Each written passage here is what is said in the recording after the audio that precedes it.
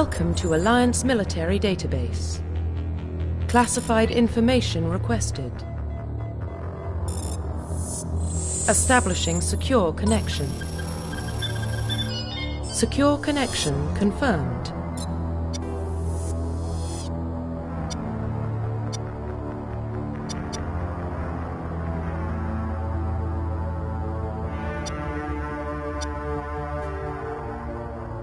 Please log in to access your profile. Profile reconstruction complete. Please log in to access your profile. Profile reconstruction complete.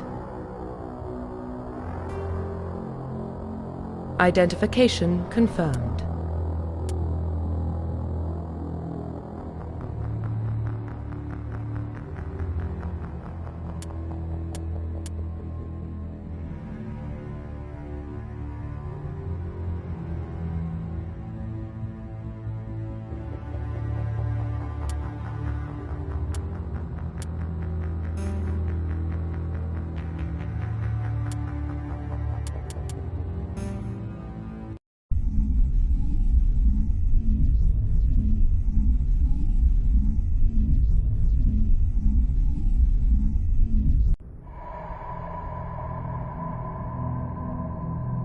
Well, what about Shepard? Earthborn, but no record of his family. Doesn't have one. He was raised on the streets. Learned to look out for himself. He saw his whole unit die on a cruise. He could have some serious emotional scars. Every soldier has scars. Shepard's a survivor. Is that the kind of person we want protecting the galaxy? That's the only kind of person who can protect the galaxy. I'll make the call.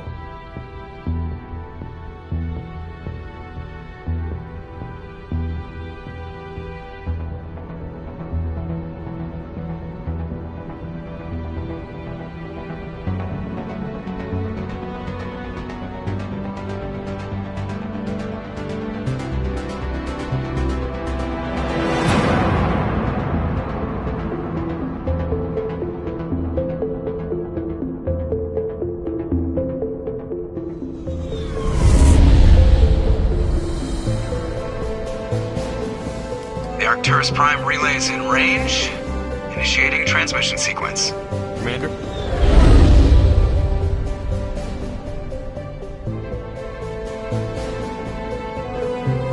We are connected. Calculating transit mass and destination. The relay is hot. Acquiring approach vector. All stations secure for transit.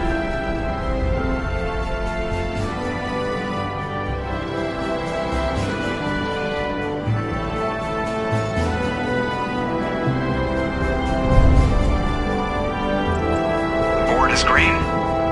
Approach run has begun.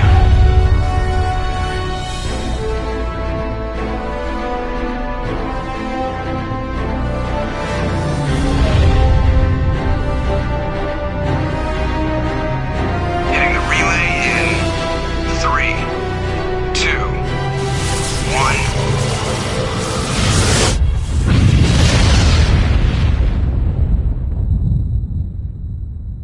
1. Thrusters, check. Navigation, check. Internal emissions sync engaged. All systems online. Drift, just under 1,500K. 1,500 is good. Your captain will be pleased. I hate that guy. Nihilus gave you a compliment. So you hate him. You remember to zip up your jumpsuit on the way out of the bathroom? That's good. I just jumped us halfway across the galaxy and hit a target the size of a pinhead, so that's incredible. Besides, Spectres are trouble. I don't like having them on board. Call me paranoid. You're paranoid.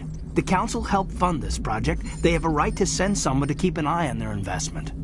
Yeah, that is the official story. But only an idiot believes the official story.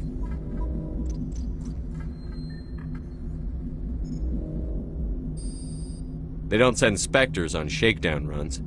So there's more going on here than the captain's letting on. Joker, status report. Just cleared the mass relay, Captain. Stealth systems engaged. Everything looks solid. Good. Find a comm buoy and link us into the network. I want mission reports relayed back to Alliance Brass before we reach Eden Prime. Aye, aye, Captain. Better brace yourself, sir. I think Nihilus is headed your way. He's already here, Lieutenant. Tell Commander Shepard to meet me in the comm room for a debriefing. You get that, Commander? I'm on my way. Is it me or does the Captain always sound a little pissed off? Only when he's talking to you, Joker.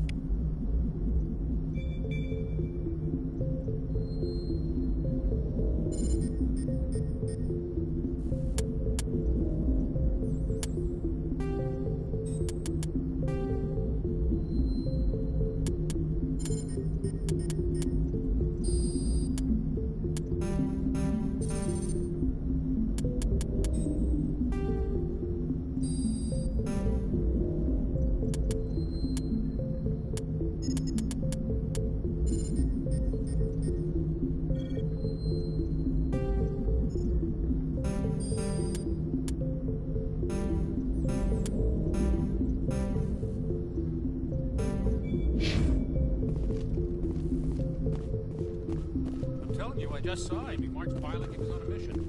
These inspectors are always on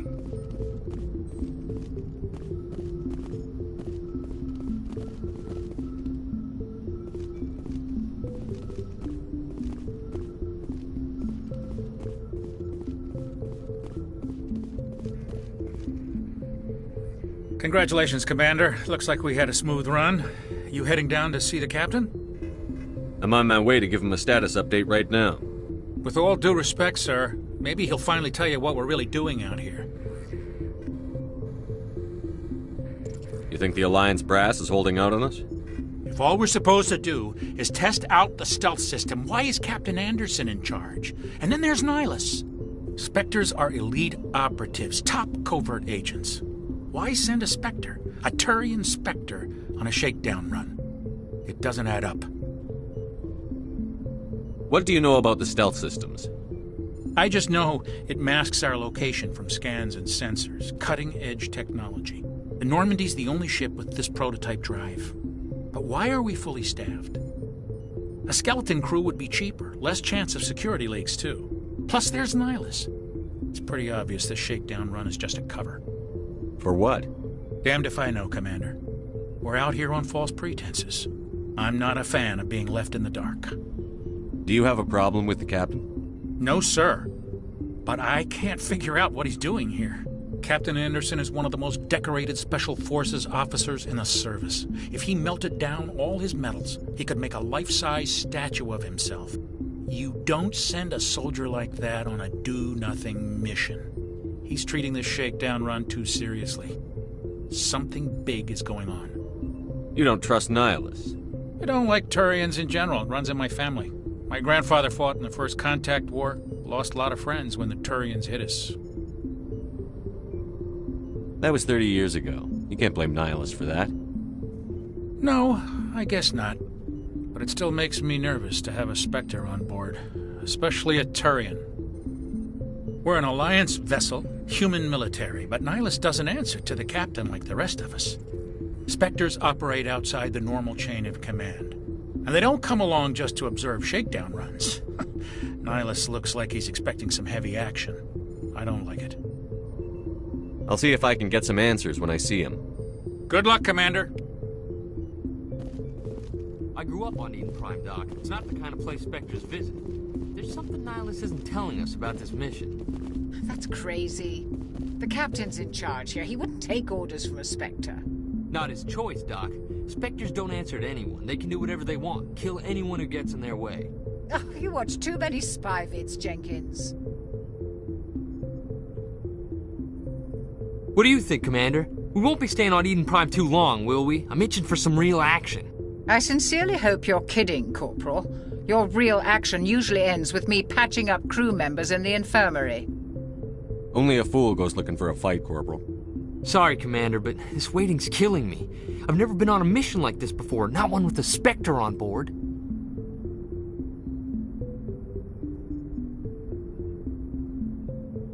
What can you tell me about Nihilus? Turians are generally well respected by the other species. Their fleet space than any other. They don't always get on well with us, though. Some people find them too rigid. Others still blame them for the First Contact War. As for Nihilus, I haven't said more than 2 words to him. He usually only speaks to the captain. I heard Nihilus once took down an entire enemy platoon all by himself. Man, I can't believe I'm on a mission with an actual Spectre.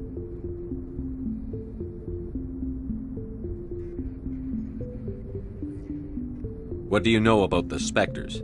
Only what I've heard. Spectre agents work directly for the Citadel Council. They usually work alone or in small groups. Spectres don't have any official power, though. Basically, they're a shadow organization with a mandate to preserve and protect galactic stability. Protect it at any cost. Don't forget that part. Spectres operate above the law. Why don't we have any of our own people in there? Spectres usually come from the Council races, like the Turians. We've been trying to get a human accepted into their ranks for years now. So far, it hasn't happened. Hey, Commander, you'd make a good Spectre. You're always getting dropped into impossible situations, forced to survive unbeatable odds, just like you on Akuz.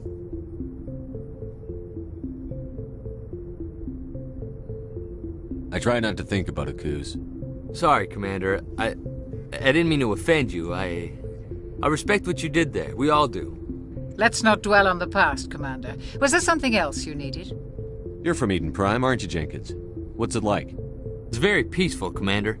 They've been real careful with development, so you don't have any city noise or pollution. My parents lived on the outskirts of the colony. At night, I used to climb this big hill and stare across the fields back at the lights from the main settlement. It was gorgeous. But when I got older, I realized it was a little too calm and quiet for me. That's why I joined the Alliance. Even Paradise gets boring after a while. Any idea why Eden Prime was chosen as our destination? Not really sure, Commander. Eden Prime's one of our most stable colonies. Good place to take the Normandy for a shakedown run, I guess. No real danger there. There's gotta be something else going on. We've got a Spectre on board. That's why I'm so wound up. I can't wait for the real mission to start. Just treat this like every other assignment you've had and everything will work out. Easy for you to say. You proved yourself on Akuz. Everybody knows what you can do. This is my big chance. I need to show the brass what I can do. You're young, Corporal. You have a long career ahead of you. Don't do something stupid to mess it up. Don't worry, sir. I'm not gonna screw this up. The captain's waiting for me. Goodbye, Commander.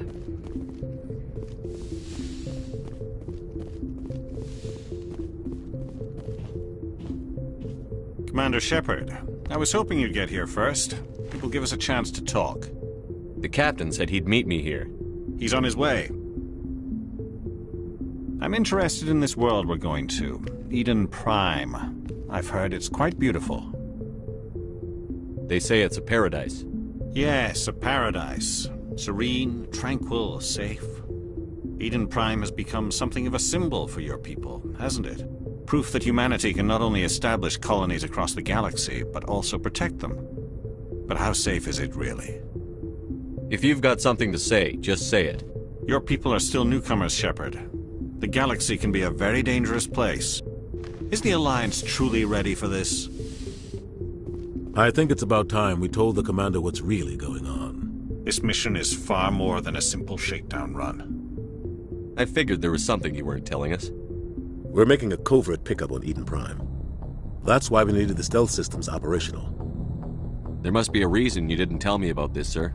This comes down from the top, Commander. Information strictly on a need-to-know basis. A research team on Eden Prime unearthed some kind of beacon during an excavation. It was Prothean. I thought the Protheans vanished 50,000 years ago. Their legacy still remains. The mass relays, the Citadel, our ship drives. It's all based on Prothean technology. This is big, Shepard. The last time humanity made a discovery like this, it jumped our technology forward 200 years. But Eden Prime doesn't have the facilities to handle something like this. We need to bring the beacon back to the Citadel for proper study. Obviously, this goes beyond mere human interests, Commander. This discovery could affect every species in Council space. Why didn't we keep the beacon for ourselves? You humans don't have the best reputation. Some species see you as selfish, too unpredictable, too independent, even dangerous. Sharing that beacon will improve relations with the Council. Plus, we need their scientific expertise. They know more about the Protheans than we do. The beacon's not the only reason I'm here, Shepard. Nihilus wants to see you in action, Commander. He's here to evaluate you. What's going on, Captain? The Alliance has been pushing for this for a long time. Humanity wants a larger role in shaping interstellar policy. We want more say with the Citadel Council. The Spectres represent the Council's power and authority. If they accept a human into their ranks, it shows how far the Alliance has come. Not many could have survived what you went through on Akuz. You showed a remarkable will to live, a particularly useful talent. That's why I put your name forward as a candidate for the Spectres. Why would a Turian want a human in the Spectres? Not all Turians resent humanity. Some of us see the potential of your species.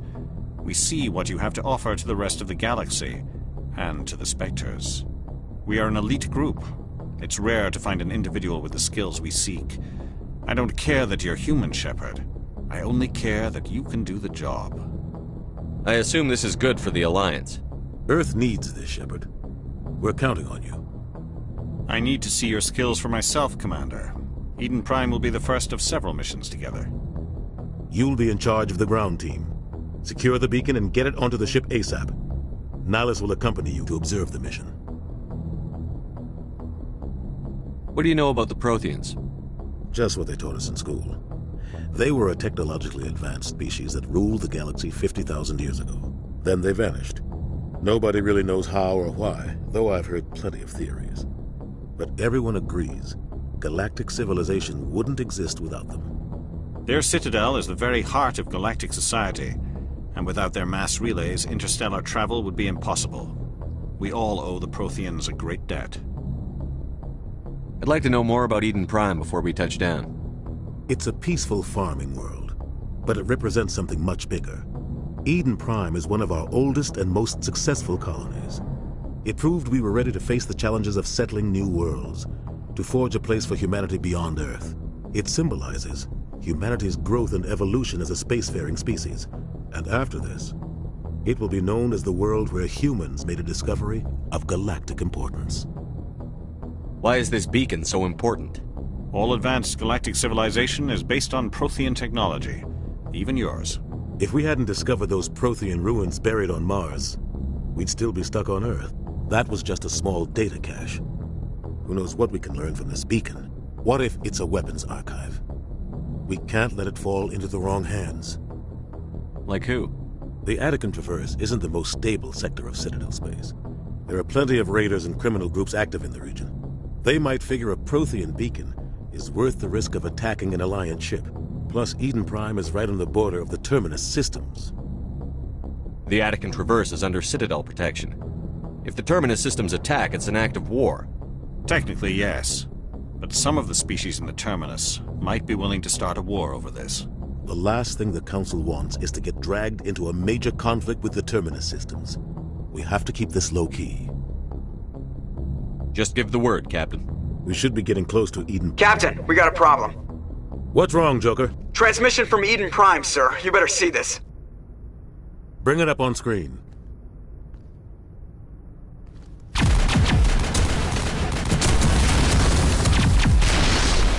Get down!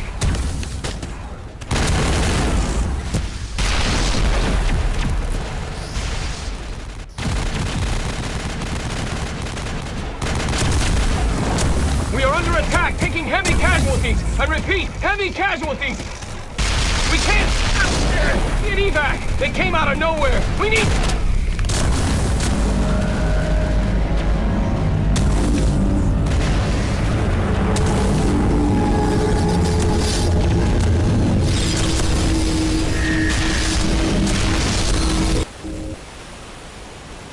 Everything cuts out after that. No comm traffic at all.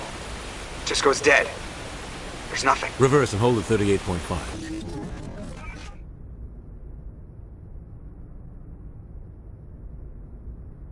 Status report.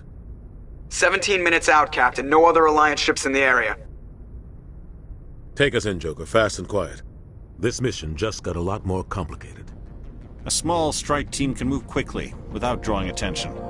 It's our best chance to secure the beacon. Grab your gear and meet us in the cargo hold. Tell Alenko and Jenkins to suit up, Commander. You're going in.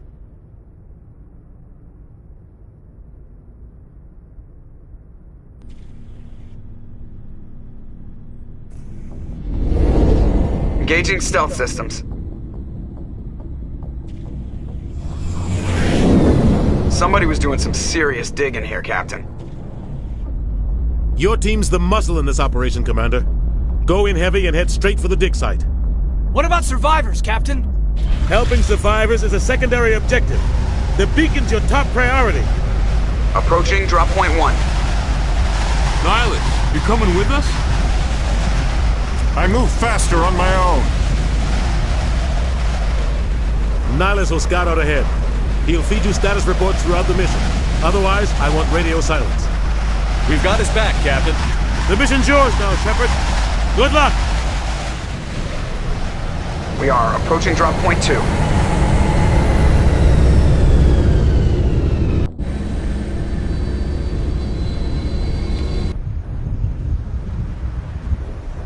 Ship perimeter secure, Commander.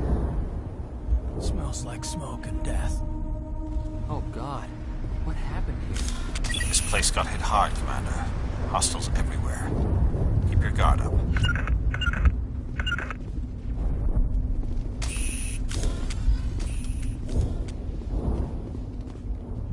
What the hell are those? Gas bags. Don't worry, they're harmless. Damn!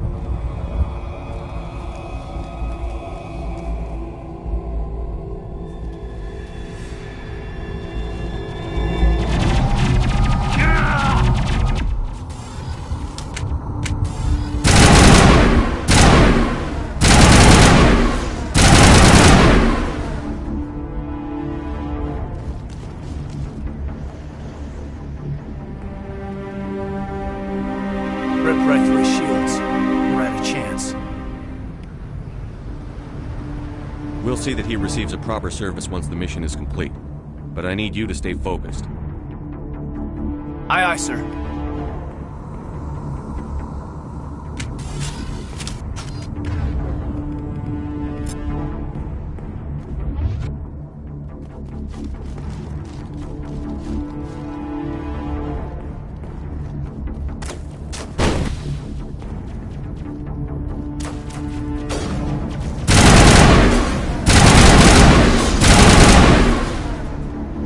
Some burned out buildings here, Shepard. A lot of bodies. I'm gonna check it out. I'll try to catch up with you at the dig site.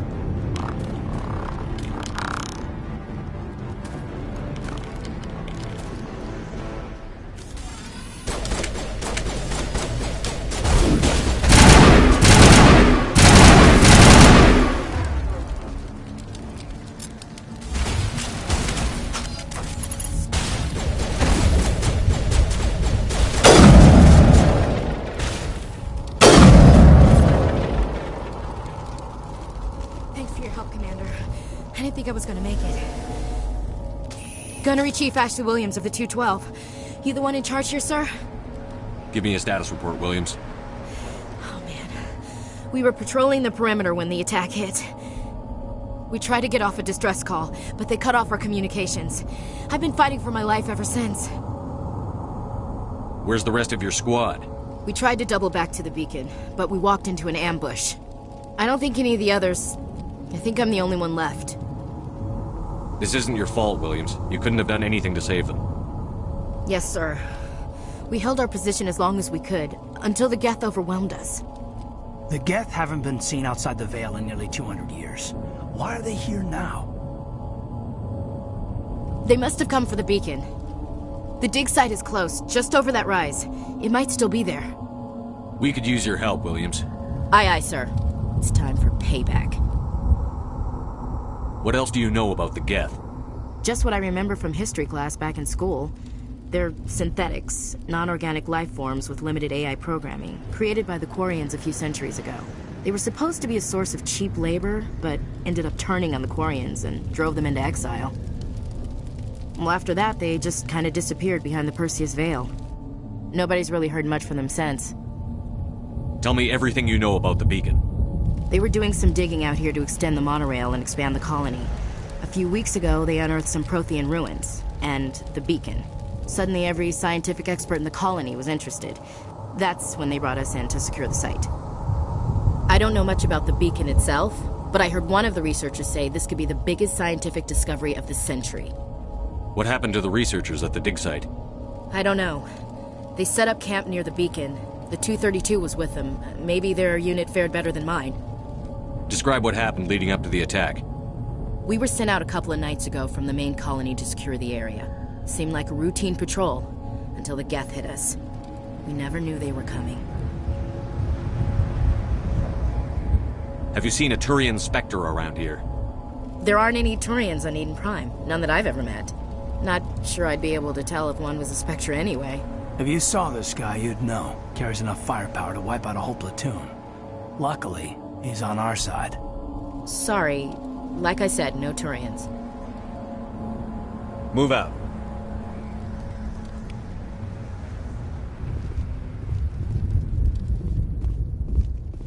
The beacon's at the far end of this trench.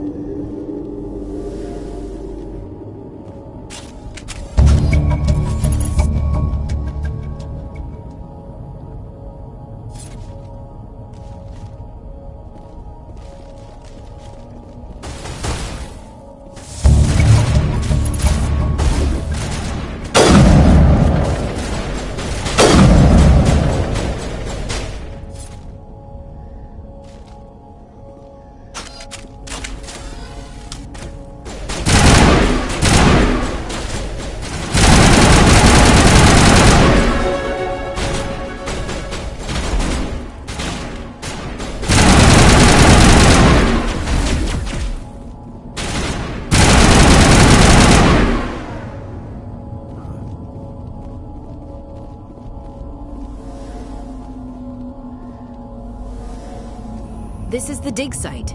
The beacon was right here. It must have been moved. By who? Our side or the Geth? Hard to say. Maybe we'll know more after we check out the research camp. You think anyone got out of here alive? If they were lucky. Maybe hiding up in the camp. It's just on the top of this ridge, up the ramps.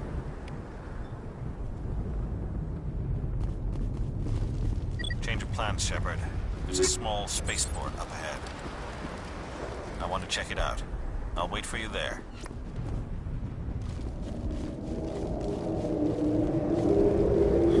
Looks like they hit the camp hard. It's a good place for an ambush. Keep your guard up.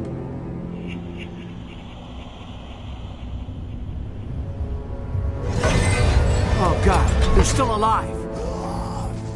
What did the Geth do to them?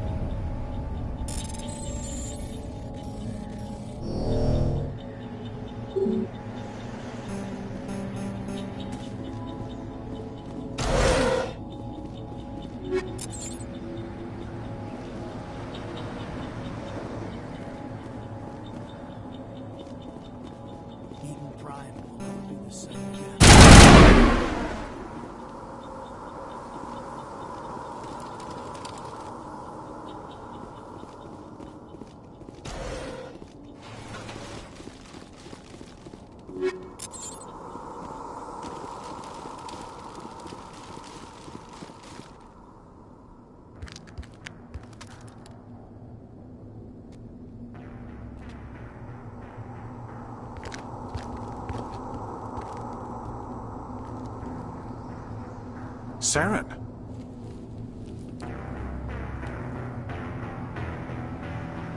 Nihlus. This isn't your mission, Saren.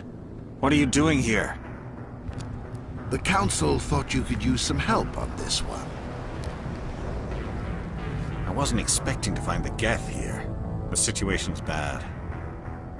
Don't worry. I've got it under control.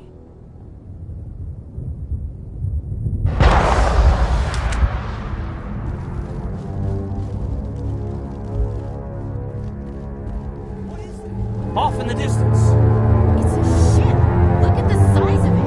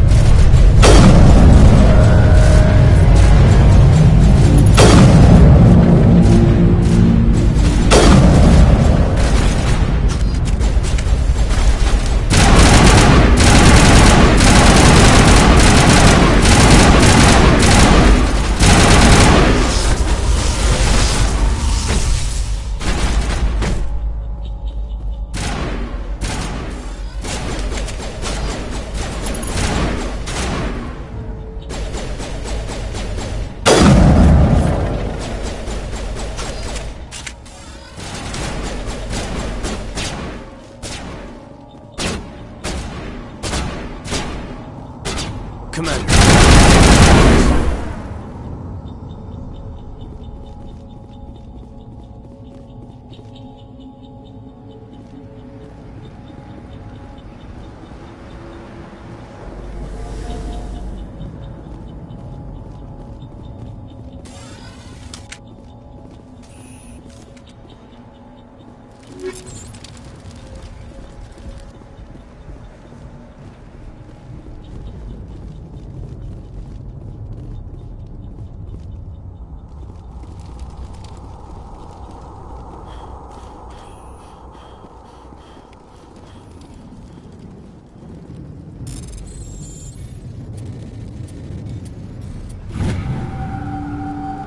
Everybody stay calm out there. We're coming out, we're not armed. Is it safe? Are they gone? You're okay now. Nobody's gonna hurt you. Those things were crawling all around the shed. They would have found us for sure. We owe you our lives. I still can't believe it. When we saw that ship, I thought it was all over. It showed up right before the attack. Knew it was trouble the second I saw it, so we made a break for the sheds. Tell me everything you remember about the attack. The three of us were working the crops when that ship showed up. We just saw it and ran. I don't know what happened to the rest of the crew. They were by the garage, over near the spaceport, right where that ship came down. No way they survived. You don't know that. We survived. If they made it to the garage, they could have had a fighting chance. Do you know anything about the Prothean beacon they dug up? We're just farmers. We heard they found something out there, but it never really mattered to us. Not until now. What else can you tell me about the ship you saw? I was too busy running to get a clear look at it. I think it landed over near the spaceport. Tell them about the noise, Cole. That awful noise. It was emitting some kind of signal as it descended. It sounded like the shriek of the damned. Only it was coming from inside your own head. It was probably trying to block communications. Whatever it was, felt like it was tearing right through my skull. Almost made it impossible to think. I have to go. Hey, Cole, we're just a bunch of farmers. These guys are soldiers. Maybe we should give them the stuff. Jeez, Blake, you gotta learn when to shut up. You have something to tell me, Cole? Some guys at the spaceport were running a small smuggling ring. Nothing major. In exchange for a cut of the profits, we let them store packages in our sheds. What kind of packages? I found a pistol. Figured it would come in handy if those things came back. But you'll probably get more use out of it than we will. We're risking our lives to save this colony. You sure there's nothing else in here that could help us out? Yeah, there's one more thing. I was gonna sell it after this was over, but you probably deserve it more than I do. Who's your contact at the spaceport, Cole? What's his name? He's not a bad guy. I don't want to get him in trouble. Besides, I'm not a snitch. Okay, forget about it. I've got more important things to worry about. Good luck. We're just a small farming colony. Why did they do this?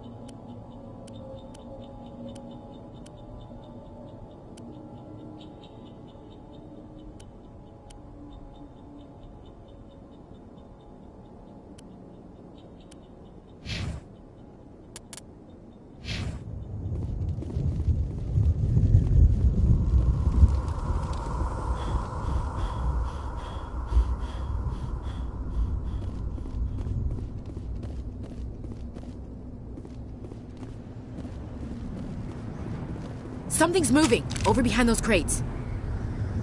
Wait! Don't shoot! I'm one of you! I'm human! Sneaking up on us like that nearly got you killed. I'm sorry, I was hiding from those creatures. My name's Powell. I saw what happened to that Turian. The other one shot him. What the hell are you talking about? There were two Turians here. Your friend and another one he called Saren. I think they knew each other. Your friend seemed to relax. He let his guard down. And Saren killed him. Shot him right in the back. I'm just lucky he didn't see me behind the crates. We were told a Prothean beacon was brought to the spaceport. What happened to it? It's over on the other platform. Probably where that guy Saren was headed. He hopped on the cargo train right after he killed your friend. I knew that beacon was trouble. Everything's gone to hell since we found it. First that damn mothership showed up, then the attack. They killed everyone. Everyone. If I hadn't been behind the crates, I'd be dead too. How come you're the only one who survived? Why didn't anyone else try to hide behind the crates? They never had a chance. I was already behind the crates when the attack started. Wait a minute. You were hiding behind the crates before the attack? Sometimes I need a nap to get through my shift. I sneak off behind the crates to grab 40 winks where the supervisor can't find me. You survived because you're lazy? If you hadn't snuck off for that nap, you'd probably be dead just like all the others. Yeah, I guess. I don't really want to think about it. Tell me about the Geth attack. It was quick. 1 minute that ship was descending, the next, those Geth were swarming over the platform, thousands of them. They must have been inside that mothership. They shot anything that moved. It was a massacre. Is there anything else you can tell me about the beacon? They brought it here this morning. We loaded it up onto the train and shipped it to the other platform. Hard to believe that was only a few hours ago. Feels like a whole other life.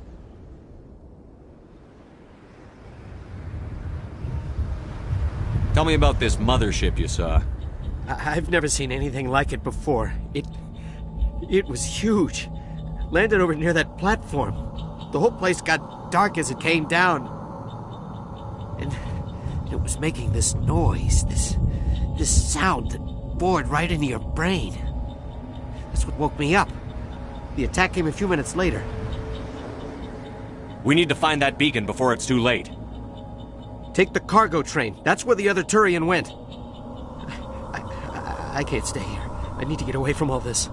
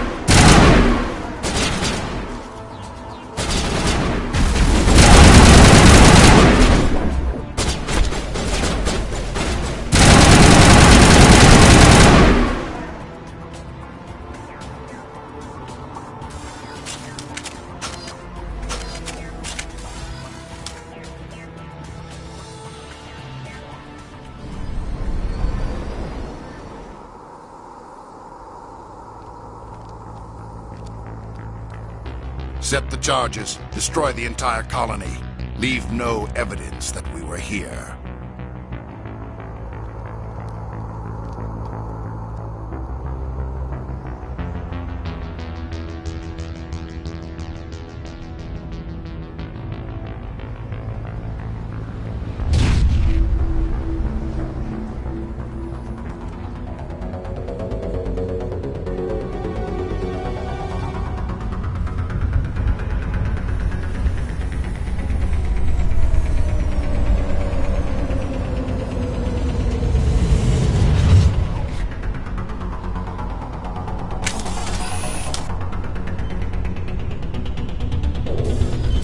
demolition charges. The Geth must have planted them. Hurry! We need to find them all and shut them down!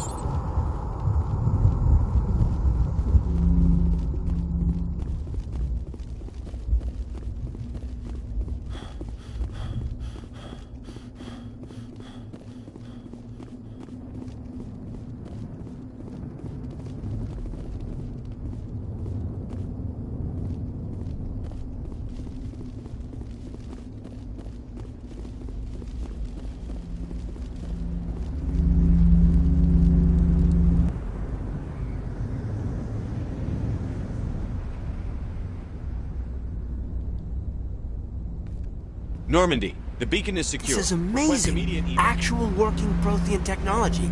Unbelievable. It wasn't doing anything like that when they dug it up. Something must have activated it. Roger, Normandy. Standing by.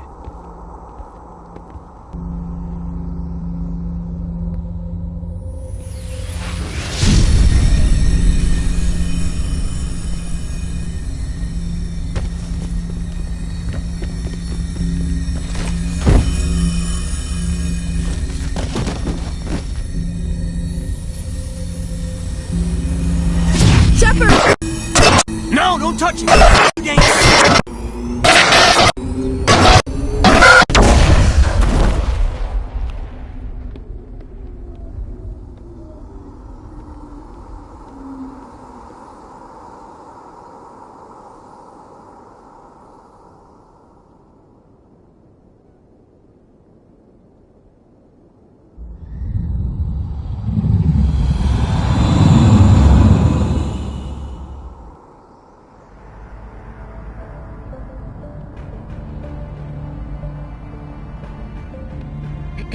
We identified the ship that touched down on Eden Prime. The Normandy, a human alliance vessel. It was under the command of Captain Anderson. They managed to save the colony. And the beacon. One of the humans may have used it.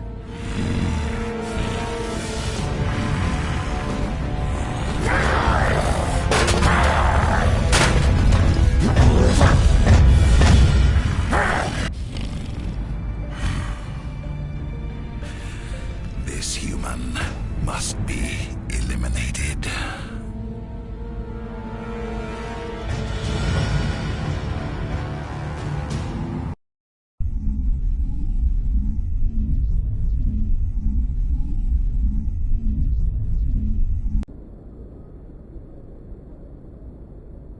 Dr. Chakwas, I think he's waking up.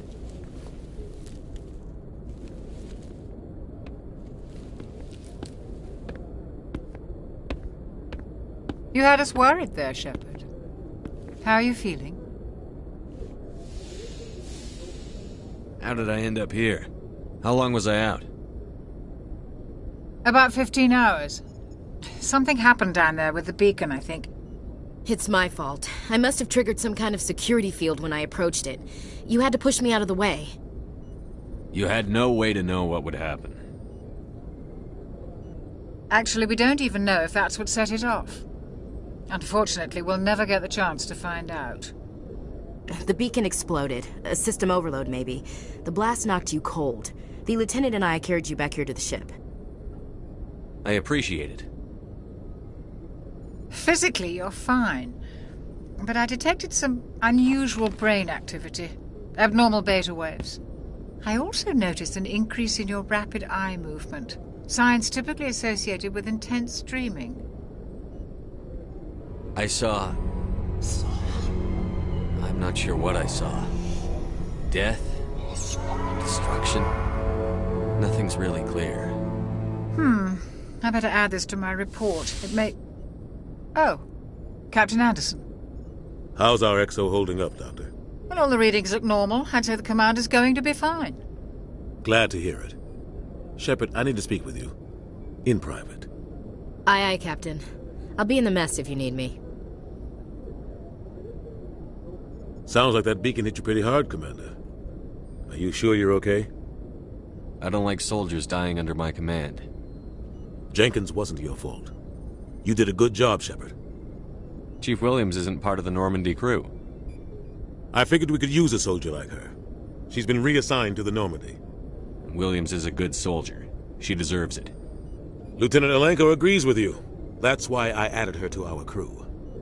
Intel dropped the ball, sir. We had no idea what we were walking into down there. That's why things went to hell. The Geth haven't been outside the Veil in 2 centuries, Commander. Nobody could have predicted this. You said you needed to see me in private, Captain? I won't lie to you, Shepard.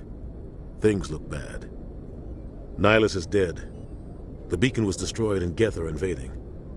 The Council's going to want answers. I didn't do anything wrong, Captain. Hopefully the Council can see that. I'll stand behind you and your report, Shepard.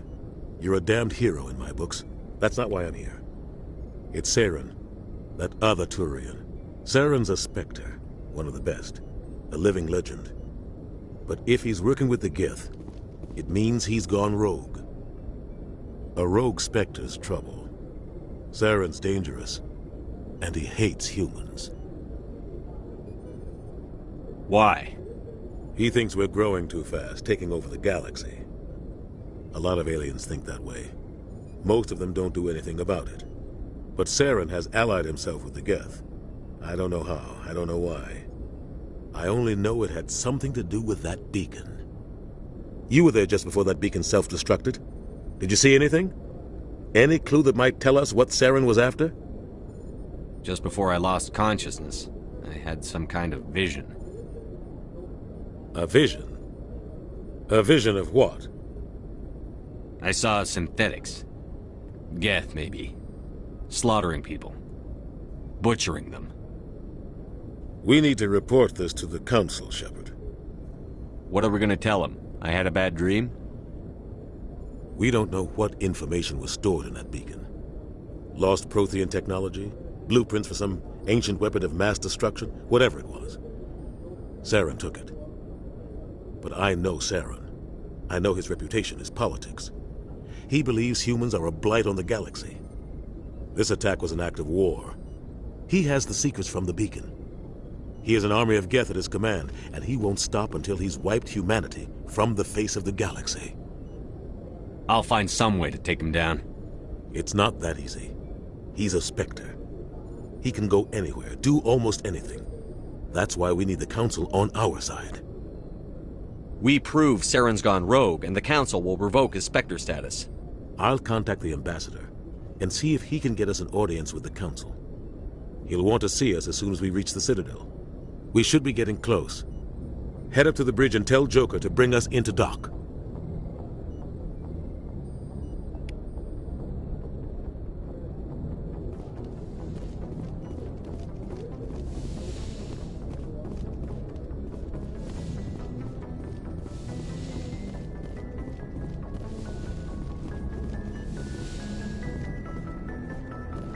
Hey, Commander.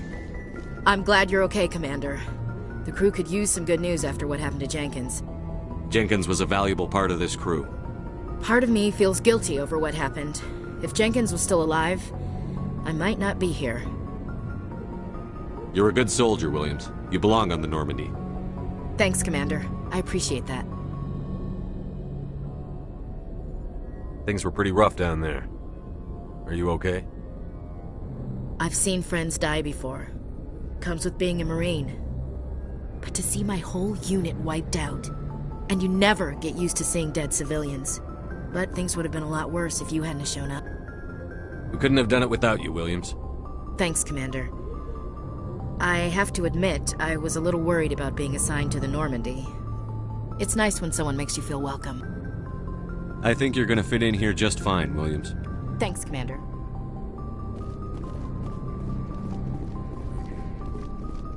Glad to see you're okay, Commander.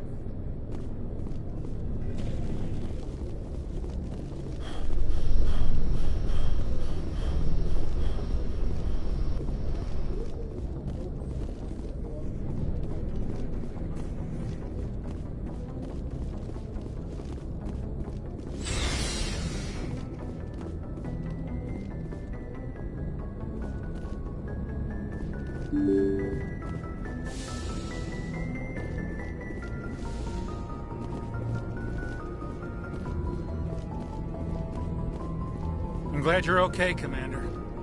Losing Jenkins was hard enough on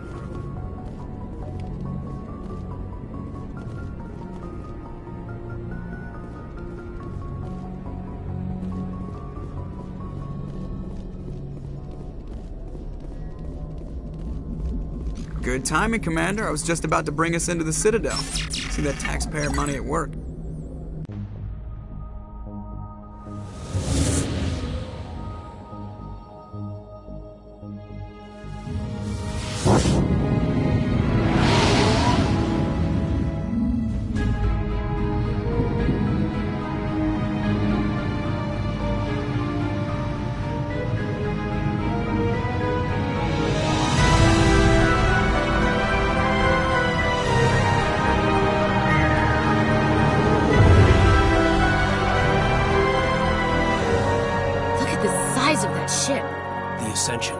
Flagship of the Citadel fleet. Well, size isn't everything.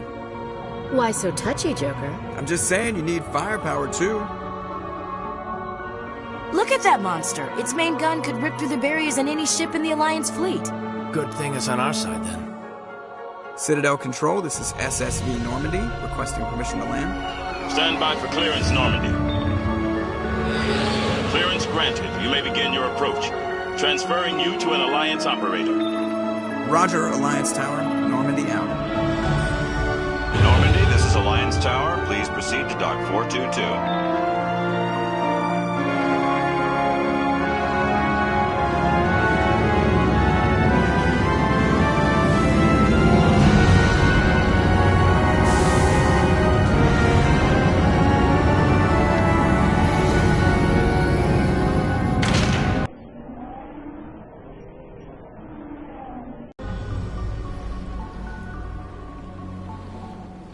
This is an outrage!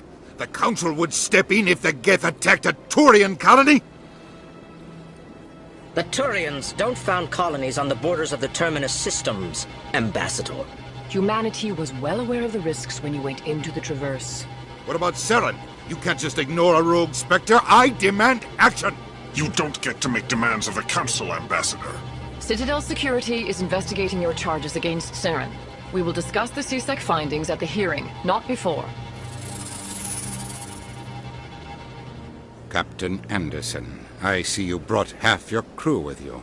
Just the ground team from Eden Prime, in case you had any questions.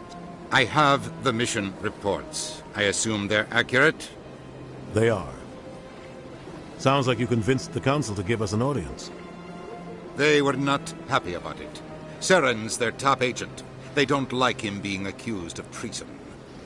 Saren's a threat to every human colony out there. He needs to be stopped. The Council has to listen to us. Settle down, Commander. You've already done more than enough to jeopardize your candidacy for the Spectres. The mission on Eden Prime was a chance to prove you could get the job done. Instead, Nihilus ended up dead and the beacon was destroyed. That's Saren's fault, not his. Then we better hope the CSEC investigation turns up evidence to support our accusations. Otherwise, the Council might use this as an excuse to keep you out of the Spectres. Come with me, Captain. I want to go over a few things before the hearing. Shepard, you and the others can meet us at the Citadel Tower, top level. I'll make sure you have clearance to get in. And that's why I hate politicians.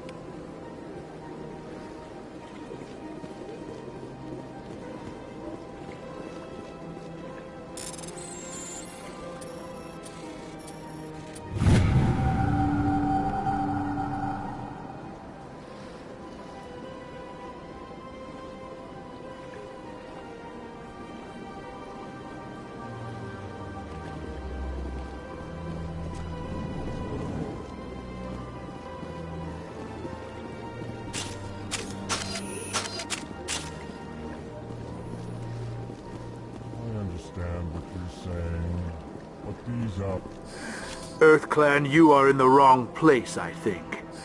Your ambassador is next door in the large office. Chastising remark. Don't be so rude, Din. At least introduce yourself. I am Din Korlak, Volus ambassador. Is there something I can do for you, EarthClan? What is this place? You are in the embassy for the Volus and the Elcor. Your ambassador is next door, in his own office. In this shared space, I aid my fellow Volus, when I'm not being interrupted. I'd like to know more about the Volus. I'm sure our history and culture would bore you, EarthClan.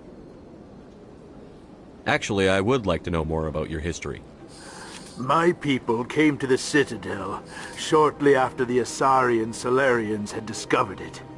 We were instrumental in establishing a standardized galactic economy. However, despite our long association with the Citadel and our many contributions to galactic society, we still do not hold a seat on the Council. Tell me about Volus culture. We are tribal by nature, but our ways are not violent. We barter and trade our lands and tribe members in order to increase status. Larger tribes often engulf smaller ones and eventually split again. Our society is very malleable, and our government is always shifting and changing. Since we're not physically adept, We trade our services for protection. What is it you do here? I look out for the best interests of the Volus people. No easy task considering how often we are overlooked by the Council.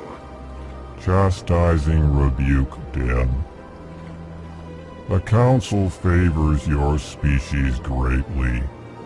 You are naive.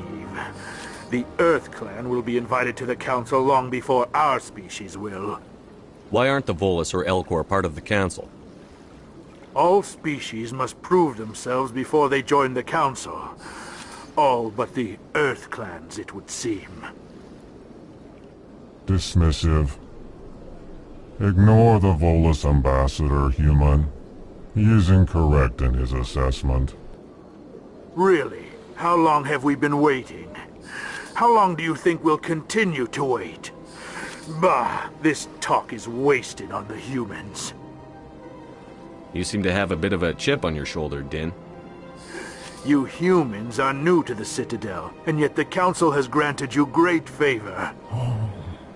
Chastising rebuke, Din. Your species has always been granted many concessions. Volus territory has expanded tenfold since coming to the Citadel. Details. We still have no real say in the decisions that affect Citadel space. Goodbye, Ambassador. Yes, yes. Good day, Earth Clan. Hello there, human. Sincere apology, but I am here on business and cannot be distracted right now. You seem distressed. Is there something I can do to help? Alarmed response. You overheard that, did you? This is all going so wrong, and it is the Asari Consort's fault. She's the one who started all this. Who's this Asari Consort? Curious, you have not heard. You must be new to the Citadel. Everyone knows Sha'ira, the Consort. I cannot speak more. Problem. It is too sensitive. Suffice it to say, she has compromised my authority as a diplomat. Where can I find this Asari Consort? She is across the bridge from here. Her offices are easy enough to spot. Good day, human.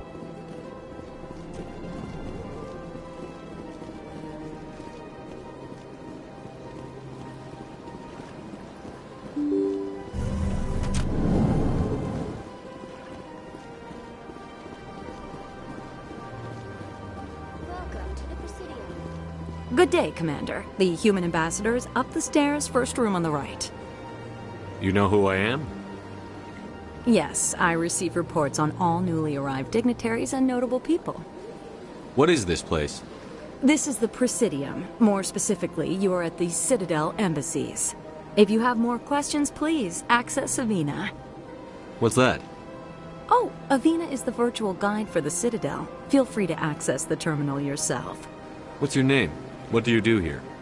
My name is Safiria. I'm the administrative assistant for the embassies. You seem to be distracted.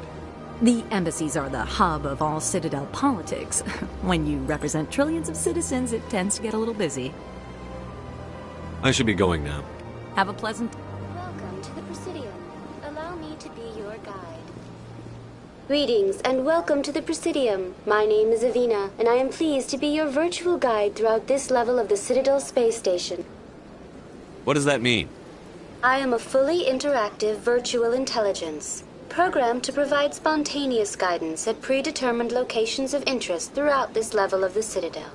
I may also be contacted through any of the Presidium VI terminals, should you require assistance. Give me the tour. You are standing at Presidium Tourism Terminal 1. On either side of this lobby are the embassies of the various Citadel races, along with CSEC headquarters. On the far end of this level, you can see the Citadel Tower, where the Council meets regularly to discuss matters of interstellar importance. I want to know more about Citadel security. Citadel security serves as law enforcement for all regions of the Citadel, though the majority of officers serve in the wards. Executor Palin, a Turian, is the current head of CSEC, but individuals from virtually every species across Citadel space serve as officers beneath him. If you wish to learn more, Executor Palin's office is located in the CSEC headquarters just across the lobby. Tell me about the embassies. Each species in Citadel space important enough to be consulted on matters of galactic politics maintains an embassy on the Presidium. The Volus were the first non-council species to be granted an embassy, roughly 2,384 galactic standard years ago. As Citadel space has expanded, more embassies have been added. The most recently added embassy belongs to your own species, humanity. It was added 19 galactic standard years ago, despite some rather vocal opposition. Why were people trying to keep my species out? Some species felt humanity was given preferential treatment. It often takes a century or more before a new species is granted an embassy. The Council gave a great deal of thought to this matter. In the end, they decided humanity's impact on Citadel space was significant enough to warrant an embassy. Do you agree with their decision? I am not programmed to make that kind of qualified judgment. My code is limited to information and simple interaction simulations.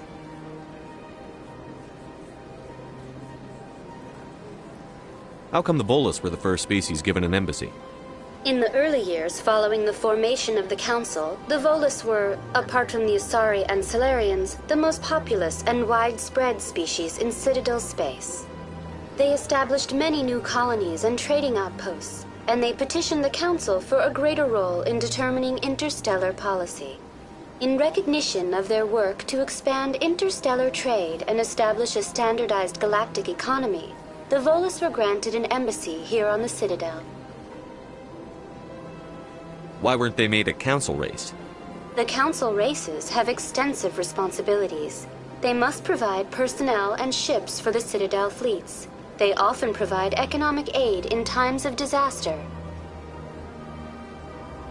It would be unfair to demand such an enormous burden of a species unable to meet these obligations. The embassies allow lesser species to have a voice on the Citadel. That's pretty damn arrogant. I apologize if my personality has offended you. Please submit all formal complaints in writing to the Citadel Tourist and Visitor Board. Do you know anything about Spectres? The term Spectre is derived from the branch of Special Tactics and Reconnaissance. Each Spectre agent is handpicked by the Council.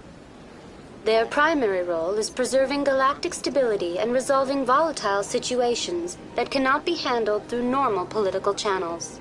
In this role, they are granted extraterritorial rights and jurisdictions. Spectres answer to no law or authority except the Council itself. What can you tell me about the Citadel Council? Originally, the Council consisted of representatives from the Asari and Salarians, the two dominant species in Citadel space. Roughly 1,304 galactic standard years ago, Turians were invited to join the Council in recognition of the role they played during the Krogan Rebellion. Since then, the three Council races have worked together to ensure the peaceful coexistence of the galactic community, while preserving individual autonomy for each species. It can't be as simple as that. There must be problems somewhere in the system. I am not programmed to make that kind of qualified judgment. My code is limited to information and simple interaction simulations. Goodbye. Goodbye, and thank you for using Avina. Please enjoy your visit to the Citadel.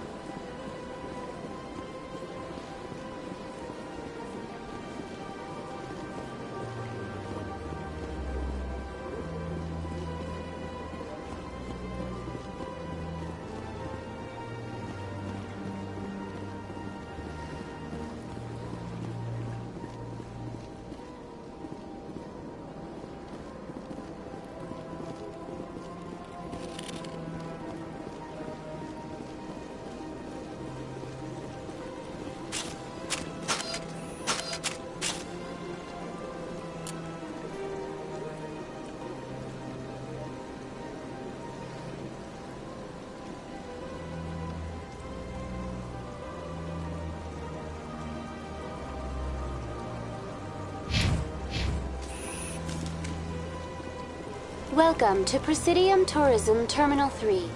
Here in the financial district, a number of businesses offer various goods and services to their exclusive clientele. The statue you see before you was commissioned to honor the Krogan soldiers who gave their lives to protect Citadel space during the Rachni Wars. In the aftermath of the Krogan rebellions, several embassies petitioned to have the statue removed. However, this motion was eventually quashed by the Council. Tell me more about the Krogan rebellions. In recognition of their efforts during the Rachni Wars, the Krogan were granted several new colony worlds by the Council. Over the next 400 years, the Krogan species began to expand. Blessed with an extremely high birth rate, their numbers began to swell. Faced with a critical overpopulation crisis, the Krogan started a violent colonization of nearby worlds inhabited by other Council species. The Krogan rebellions had begun. For a full century, the Council and its member species fought to bring the Krogan under control. With the aid of the newly discovered Turian Empire, they were ultimately successful. You needed the Krogan to stop the Rachni, then you needed the Turians to stop the Krogan. So who's gonna stop the Turians? I am sorry, but that question is beyond my programming parameters. The Turians are members of the Citadel Council. They are not a threat to galactic peace. Why did the Council fight so hard to keep the statue? The Krogan were instrumental in saving the galaxy from the Rachni threat. The Council believed this historical fact should not be forgotten. The Council also hoped that preserving the memorial would improve diplomatic relations with the Krogan and bring about a peaceful resolution to the rebellions. Unfortunately, the Krogan refused to negotiate and only surrendered after their population and homeworlds had been ravaged by the Turians. What were the Rachni Wars? Nearly 2,200 years ago, explorers seeking to expand Citadel space opened up mass relays leading to systems controlled by the Rachni. A highly intelligent and aggressive insect race, the Rachni unleashed a war of conquest against the rest of the galaxy that lasted for nearly 3 centuries. The emergence of the Krogan finally turned the tide in favor of the Citadel species. Krogan forces provided the numbers necessary to halt the Rachni advance and drive them back. The Krogan then pursued their retreating fleets. Able to survive the harsh environments of the Rachni homeworlds, the Krogan hunted their enemy to extinction. Was it really necessary to wipe them out? I am sorry, but a value judgment of that nature goes beyond my programming. That's all for now. Thank you for using Avina. Have a pleasant day.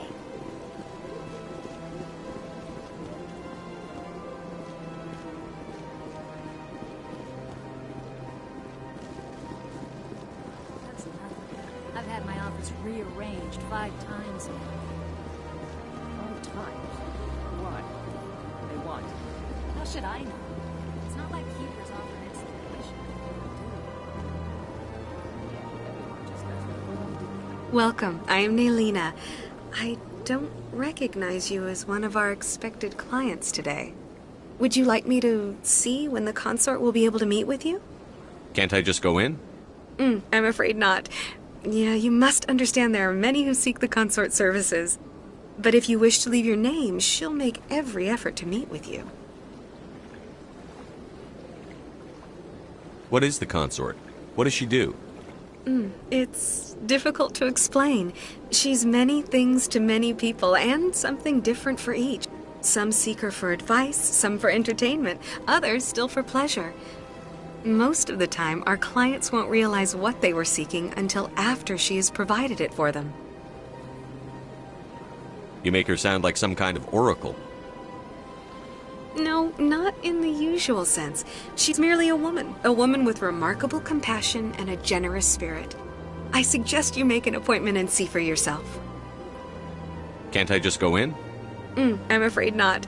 Yeah, you must understand there are many who seek the consort services. But if you wish to leave your name, she'll make every effort to meet with you. What do you do here, Nelina? I'm one of the consort's acolytes.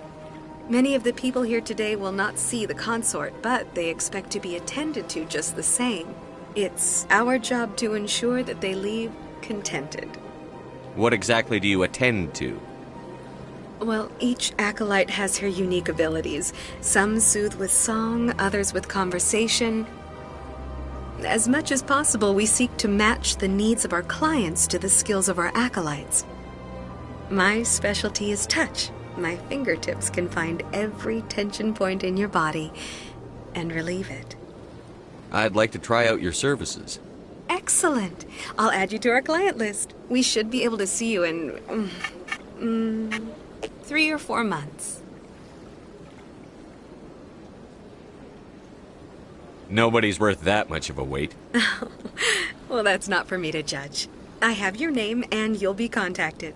Is there anything else? What is the consort? What does she do?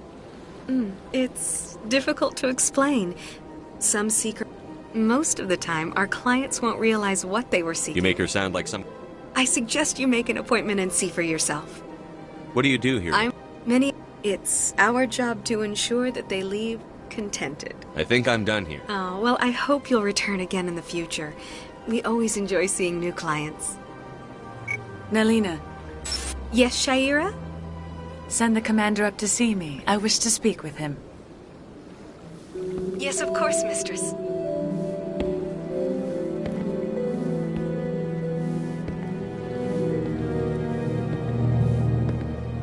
Huh.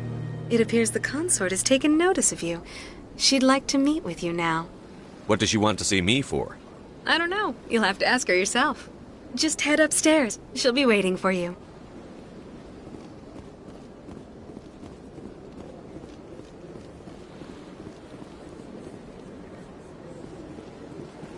You're with the Alliance? My brother's a private back on Earth.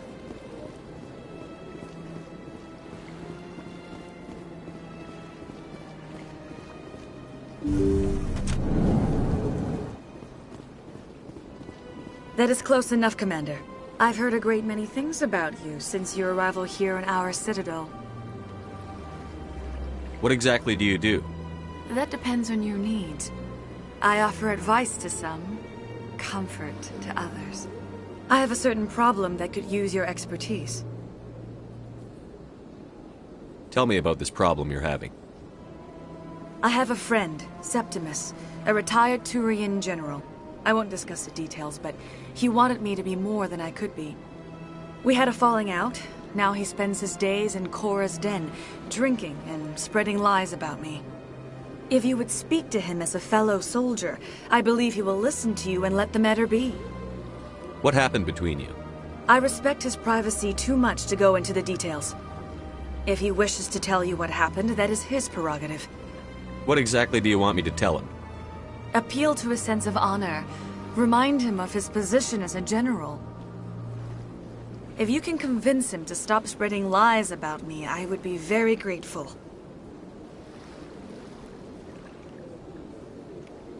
Now I must ask you to take your leave. I have many clients waiting to see me.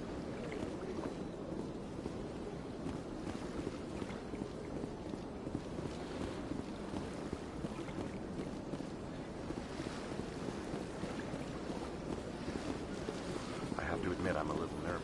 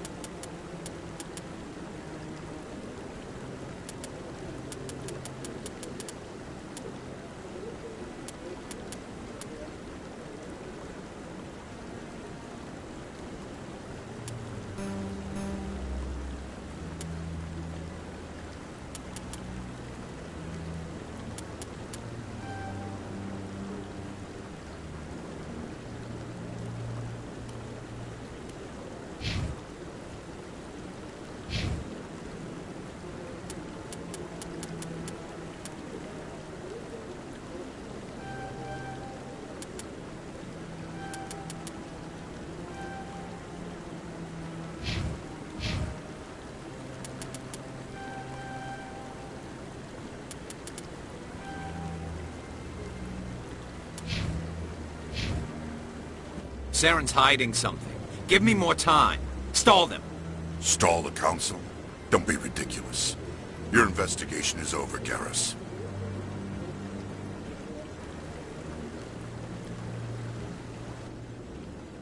Commander Shepard, Garrus Vakarian.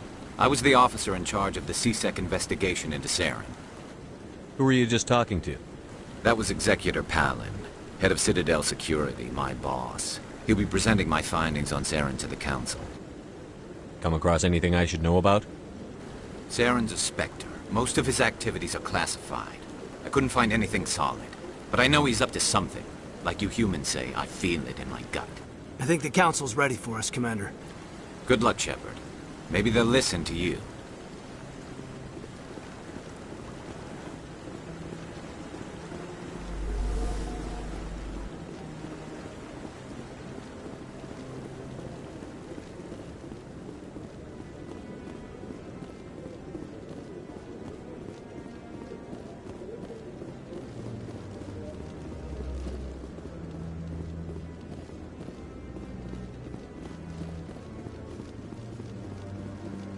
The hearing's already started. Come on.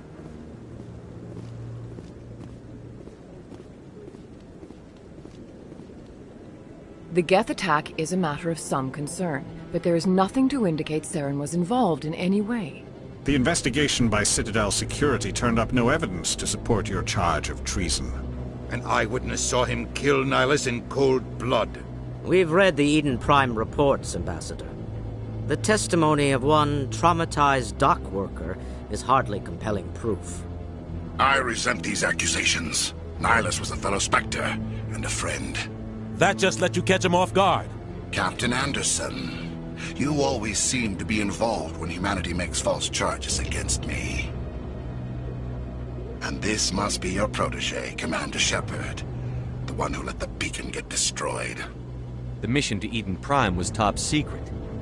The only way you could know about the beacon was if you were there. With Nihilus gone, his files passed on to me. I read the Eden Prime report. I was unimpressed. But what can you expect from a human? Saren despises humanity. That's why he attacked Eden Prime. Your species needs to learn its place, Shepard.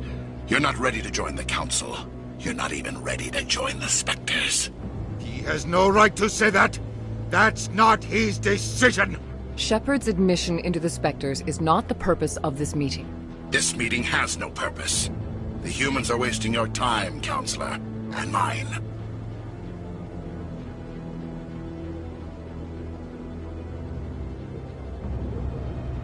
You can't hide behind the Council forever. There is still one outstanding issue. Commander Shepard's vision. It may have been triggered by the beacon. Are we allowing dreams into evidence now? How can I defend my innocence against this kind of testimony? I agree. Our judgment must be based on facts and evidence, not wild imaginings and reckless speculation. Do you have anything else to add, Commander Shepard? You've made your decision. I won't waste my breath.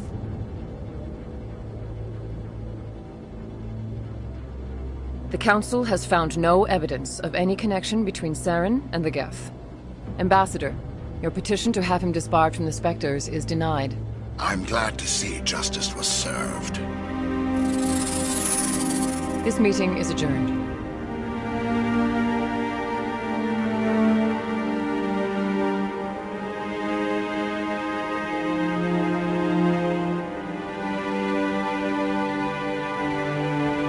It was a mistake bringing you into that hearing, Captain. You and Saren have too much history. It made the Council question our motives. I know Saren. He's working with the Geth for one reason. To exterminate the entire human race. Every colony we have is at risk. Every world we control is in danger. Even Earth isn't safe.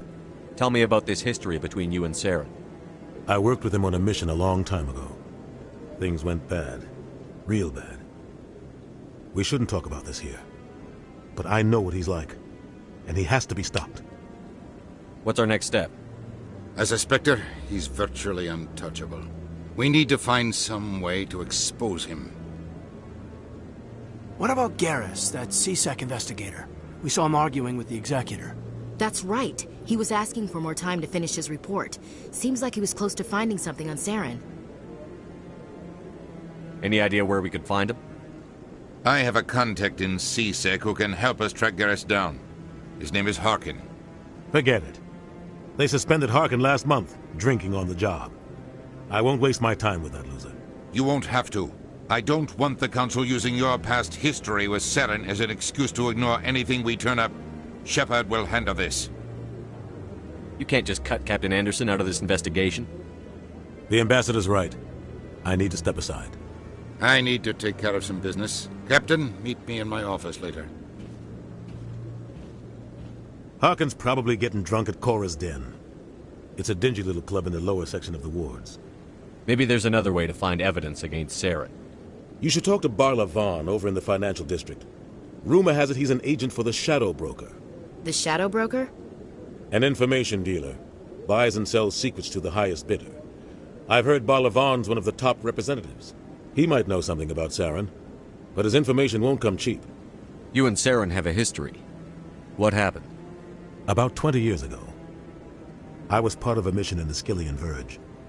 I was working with Saren to find and remove a known terrorist threat. Saren eliminated his target, but a lot of people died along the way, innocent people. And the official records just covered it all up. But I saw how he operates. No conscience, no hesitation. He'd kill 1,000 innocent civilians to end a war without a second thought. Killing innocents doesn't end wars, it causes them. I know how the world works, Commander. Sometimes you're forced to make unpleasant decisions. But only if there's no other way. Saren doesn't even look for another option. He's twisted, broken. He likes the violence, the killing. And he knows how to cover his tracks. Killing innocents doesn't end wars, it causes them. I know how the world, but only if there's no other way. Saren doesn't even look for another. Our ambassador doesn't seem to get along with the Council. He's just frustrated. The Council's always preaching that we need to be part of the galactic community. But for them, it's a one-way street. They want us to expand and settle unstable regions like the Skillian Verge and the Attican Traverse. But when we run into trouble, they don't want to help us out. Everyone knows it's only a matter of time until we get a seat on the Council. The Ambassador just thinks it should happen sooner rather than later. And I agree. You don't think much of Harkin. The guy joined CSEC about 20 years ago. He's been an embarrassment to our species ever since. Roughing up suspects in custody, bribery accusations, alcohol and drug use. The embassy used to step in when he got in trouble. But I guess enough was enough. The guy's a scumbag. He should have been cut loose a long time ago. He was one of the first human CSEC officers. Guess it would have looked bad if he got fired.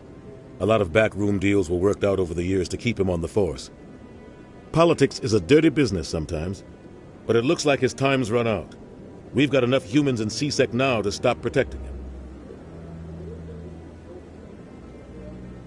I want to know more about the Spectres.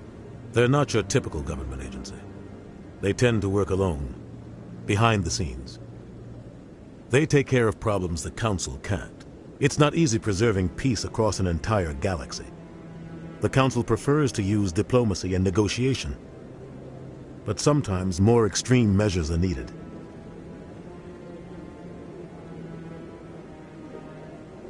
How do they decide who becomes a Spectre? You can't just apply to join.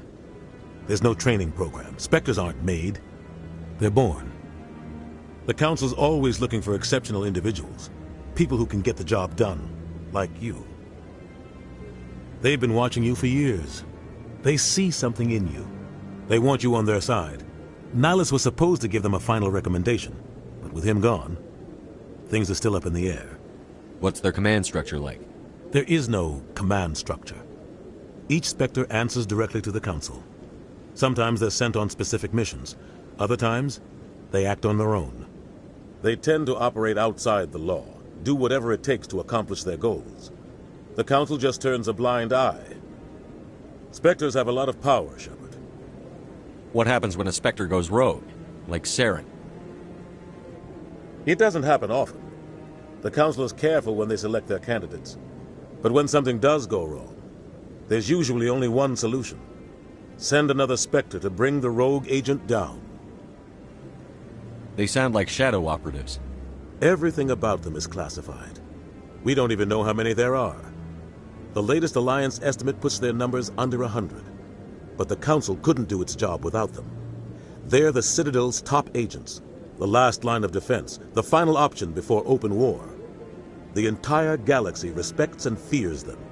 If a Spectre shows up, you know something big is about to happen.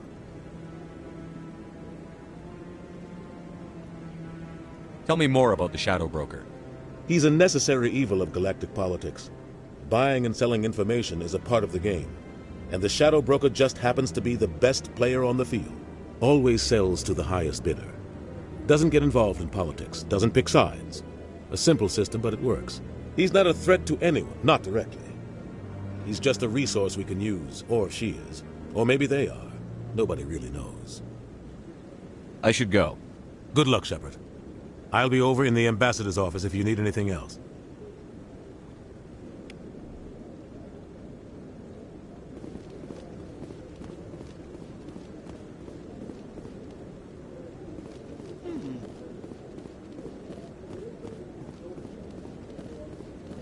That guy's up to something.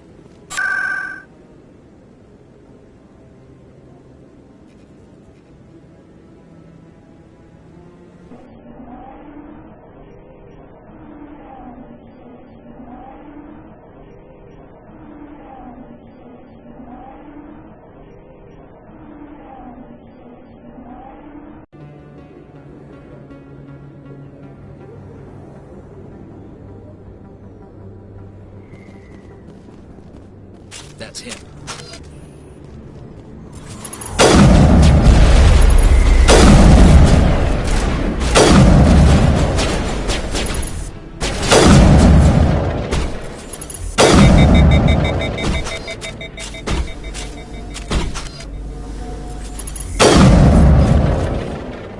Those were Saren's men. That's it. Bag him and tag him.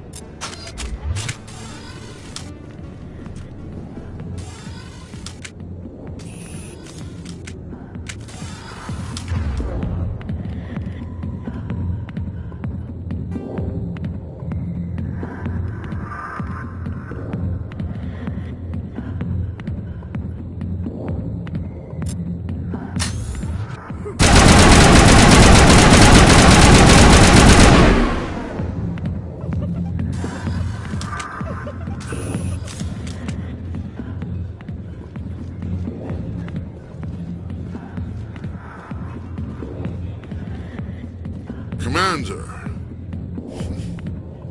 What do you want? What's bothering you, General?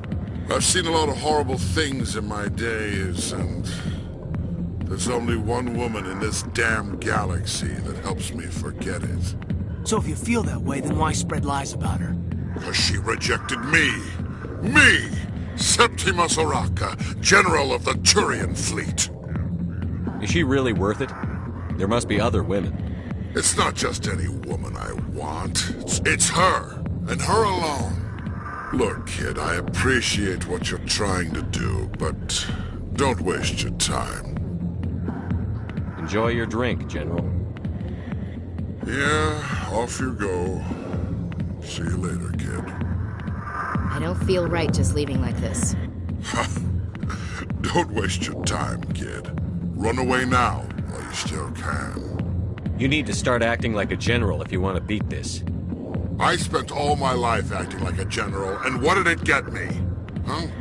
No, those days are over. I'll just be what I am. A tired, lonely, worn-out soldier. Do you really want to be remembered this way? No, I'd rather not be remembered at all.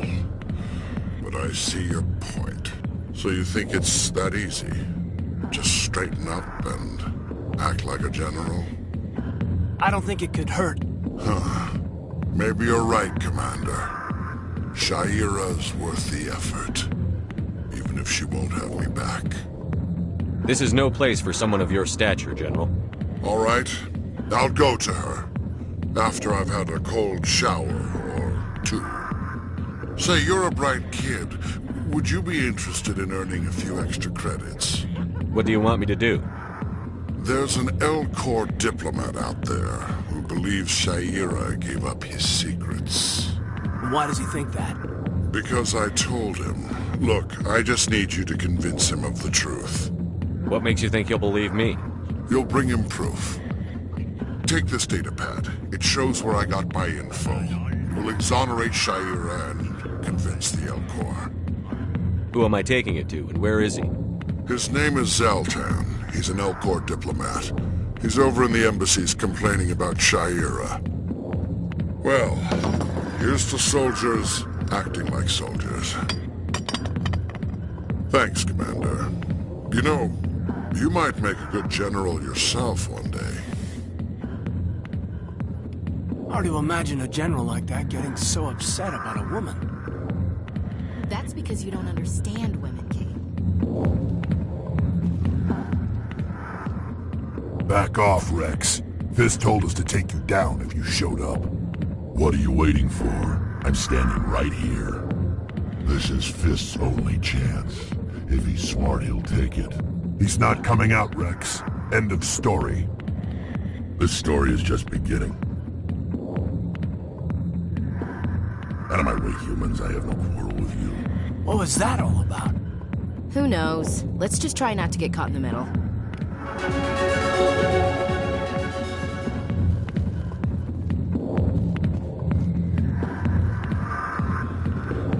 Sorry, I'll get to you when I can.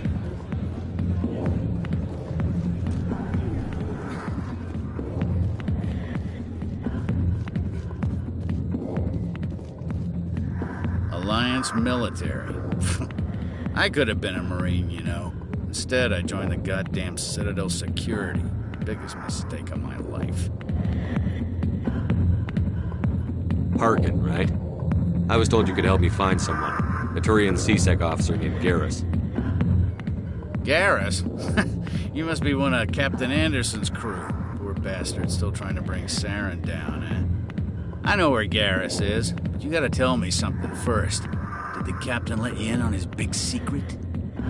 Is there something I should know about the captain? The captain used to be a Spectre. Didn't know that, did you? It was all very hush-hush. The first human ever given that honor, and then he blew it. Screwed up his mission so bad they kicked him out. Of course, he blames Saren. Says the Turians set him up. Why'd they kick him out?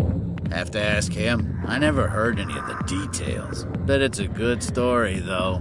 The heroes fall. Classic tragedy. You said they covered all this up. How'd you hear about it? I spent 20 years working cases here on the Citadel.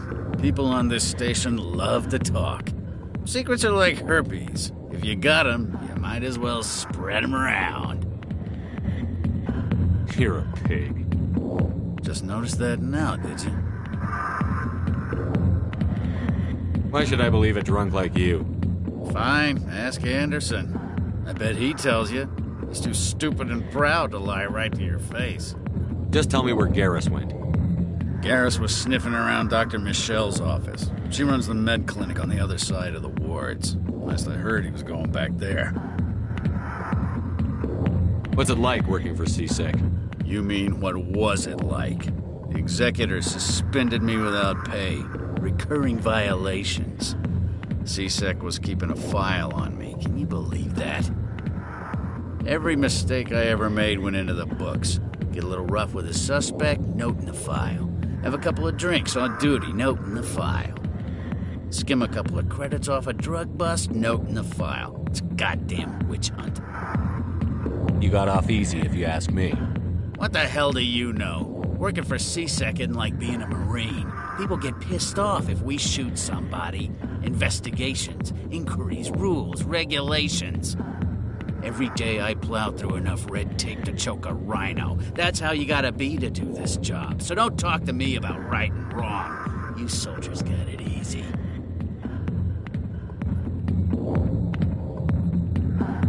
You need to look in a mirror. Sober up and take some responsibility for yourself.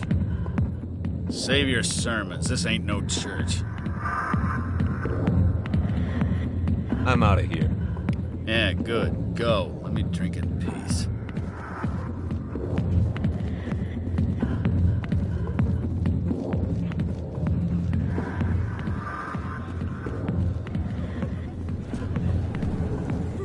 Captain Anderson tell us he used to be a Spectre. Maybe it's not true. Harkin's an ass. Bet he's just messing with her.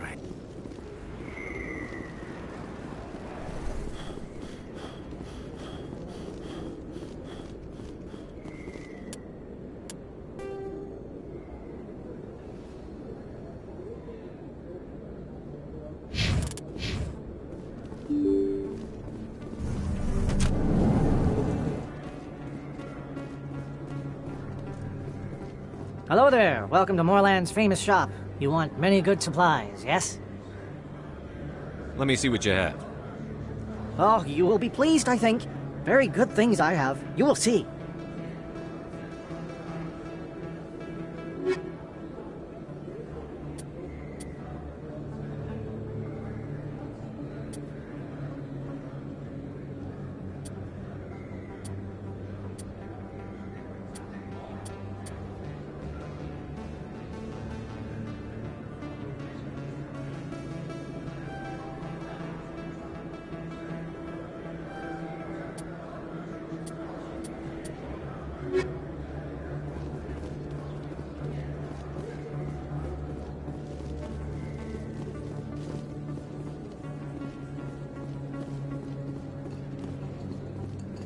Is that really...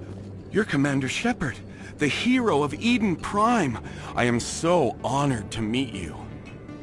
Nice to meet you. And you are? My name is Conrad. Conrad Werner. They say you killed more than 100 Geth on Eden Prime. I spend most of the time trying to stay alive and help the colonists. Hey, I know you're probably busy, but do you have time for a quick autograph? Anything for a fan. Here. Thanks. I really appreciate it. My wife is going to be so impressed. I'll let you get back to work. Oh, but next time you're on Earth, I'd love to buy you a drink. Thanks again!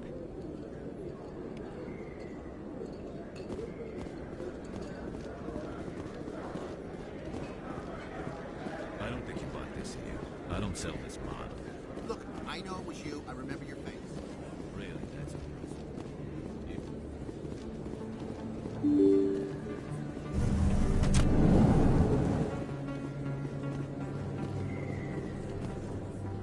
Commander Shepard? I'm Emily Wong. I'm an investigative journalist working here on the Citadel. Could I have a moment of your time? What do you need? I've been hunting for evidence of corruption and organized crime on the Citadel, but there are places I can't go. I was hoping you might share anything you find during your own investigation. I can make it worth your time. How do you know that my investigation is going to uncover anything you need? You wouldn't be investigating if it weren't big. And if it's big, it's something I'd like to hear about. You've got to have access to better sources. Why contact me? I'm using every source I can find, but I think I've got a better shot with you. According to your file, you survived back on Akuz when everyone else in your squad got killed. If anyone can find the worst elements of the Citadel and live to tell about it, it's you. How do you know I'm investigating anything here on the Citadel? I'm a good journalist, Commander Shepard. Word gets around. Sounds like a good cause. If I find any information, it's yours. Thank you, Commander. You won't regret it.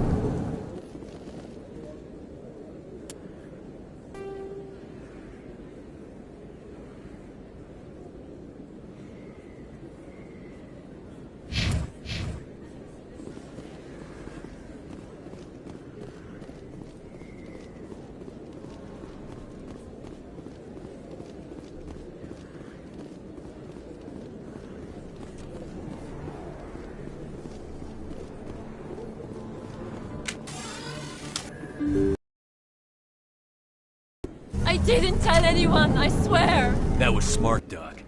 Now if Garrus comes around, you stay smart. Keep your mouth shut or we'll... Who are you? Let her go! Ah!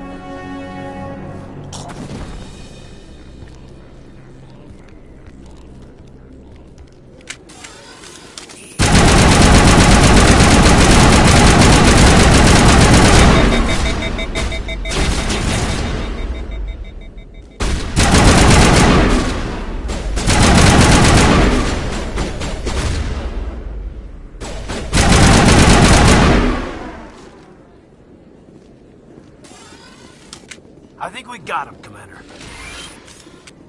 Perfect timing, Shepard. Gave me a clear shot at that bastard. Glad I could help. Dr. Michelle, are you hurt? No, I'm okay. Thanks to you. All of you. Why were they threatening you? Who do they work for? They work for Feast. They wanted to shut me up, keep me from telling Garrus about the Quarian. Does this have anything to do with the investigation into Saren? I think it might. Dr. Michelle, tell us what happened. A few days ago, a Quarian came by my office. She'd been shot, but she wouldn't tell me who did it. I could tell she was scared, probably on the run. She asked me about the Shadow Broker. She wanted to trade information in exchange for a safe place to hide. Where is she now? I put her in contact with Fist. He's an agent for the Shadow Broker. Not anymore. Now he works for Saren. And the Shadow Broker isn't too happy about it. Fist betrayed the Shadow Broker? That's stupid even for him. Saren must have made him quite the offer. That Quarian must have something Saren wants. Something worth crossing the Shadow Broker to get. What else can you tell me about the Quarian? I'm not sure. Like I said, she wanted to trade information for a place to hide. She didn't... Wait a minute. Geth. Her information had something to do with the Geth. She must be able to link Saren to the Geth. There is no way the Council can ignore this. Time we paid Fist a visit. This is your show, Shepard. But I want to bring Saren down as much as you do. I'm coming with you. You're a Turian. Why do you want to bring him down? I couldn't find the proof I needed in my investigation, but I knew what was really going on. Saren is a traitor to the Council and a disgrace to my people. Welcome aboard, Garrus. You know, we aren't the only ones going after Fist. The Shadow Broker hired a Krogan bounty hunter named Rex to take him out. Yeah, we saw him in the bar. A Krogan might come in handy. Last I heard, he was at the C-Sec Academy. What's he doing there? Fist accused him of making threats. We brought Rex in for a little talk. If you hurry, you can catch him at the Academy before he leaves. Move out.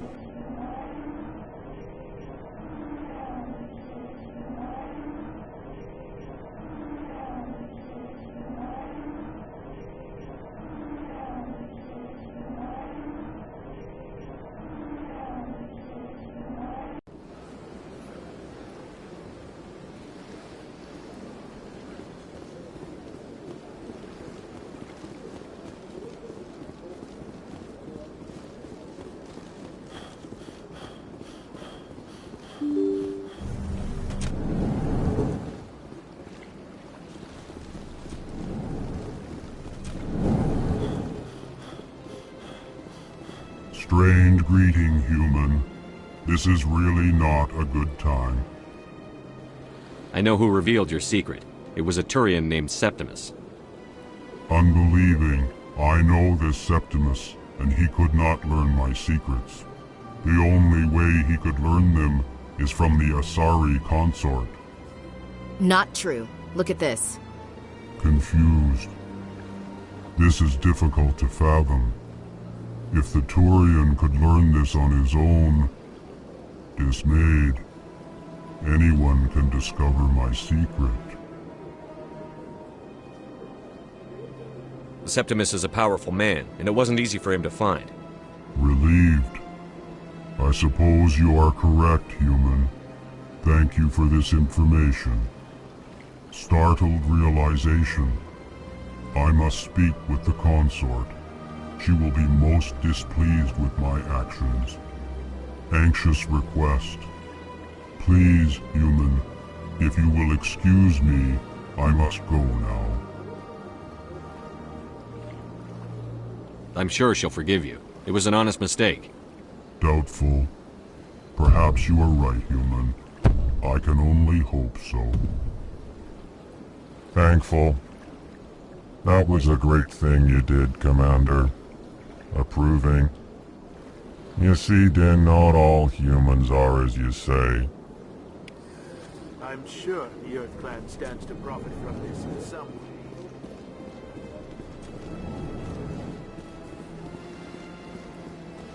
Yes, Commander. Is there something you need? I should go. I'll be here if you need anything.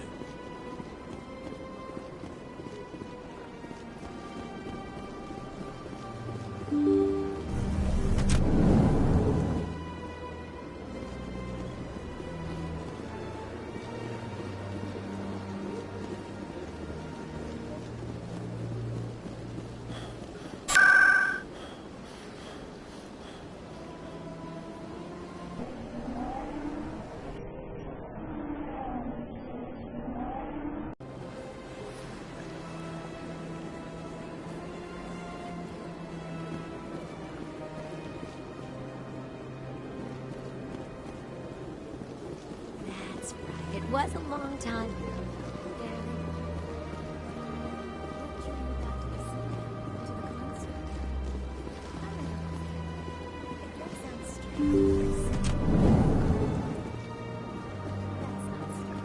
Commander, I recently received a lovely note from Septimus.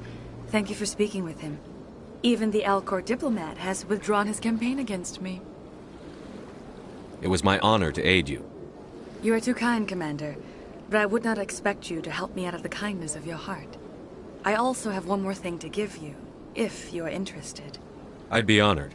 I offer a gift of words, an affirmation of who you are and who you will become. I see your skin, tough as the scales on any Turian, unyielding, a wall between you and everyone else, but it protects you, makes you strong. That strength is what kept you alive when everyone around you was dying. You alone survived. You will continue to survive. This may be who you are, but it is not who you will become. It only forms the basis for your future greatness. Remember these words when doubt descends, Commander. You have quite a gift, Cheira. Thank you. Not everyone appreciates it as you do. Never underestimate the power of words. Here, Commander. In light of your efforts with the Alcor ambassador, I would like you to have this small trinket. What is it? A small mystery. I have never learned its use or purpose, but I sense it is time for me to pass it on. And now I must ask you to leave. I have done everything I can for you. Remember my words, Commander Shepard. They will give you strength.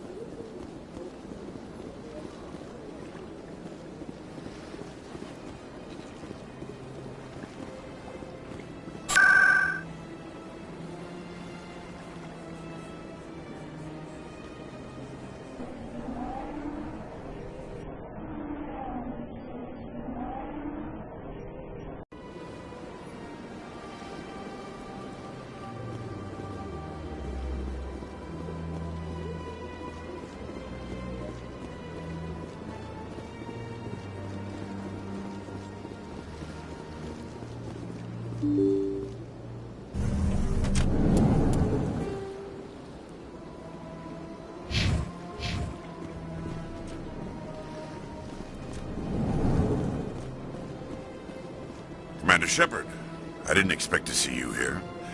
Did Ambassador Udina send you? Have we met before? No, but I know you well enough. I'm Executor Palin, head of CSEC. It's my job to know when someone like you arrives on the Citadel. Was there something you needed, Commander? I get the feeling you're not too fond of humans. No, I just don't trust your kind. Not yet. You humans are eager to take all the power you can get, and you're being given a lot. If the Council wants to make humanity their new favorite pet, that's their business. But I don't have to like it. The Council treats us like second-class citizens. We have to fight for everything we get. Good. Then fight for it. But don't expect the rest of us to just sit back and let you take it. I'm a busy man, Commander. Are we done here? What do you know about the Spectres? They're the right hand of the Council, or so they like to be called. More like the underhanded side of the Council. What do you have against the Spectres? I can't abide any organization that considers itself above the law. Especially when it's left up to each individual Spectre to decide when and how to bend the rules.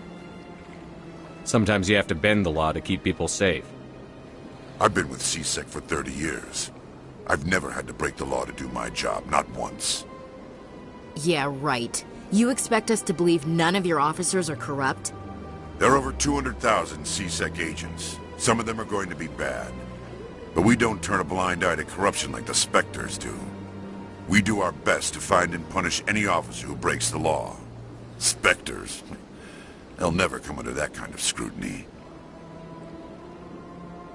The galaxy needs people like that. People who do the dirty jobs.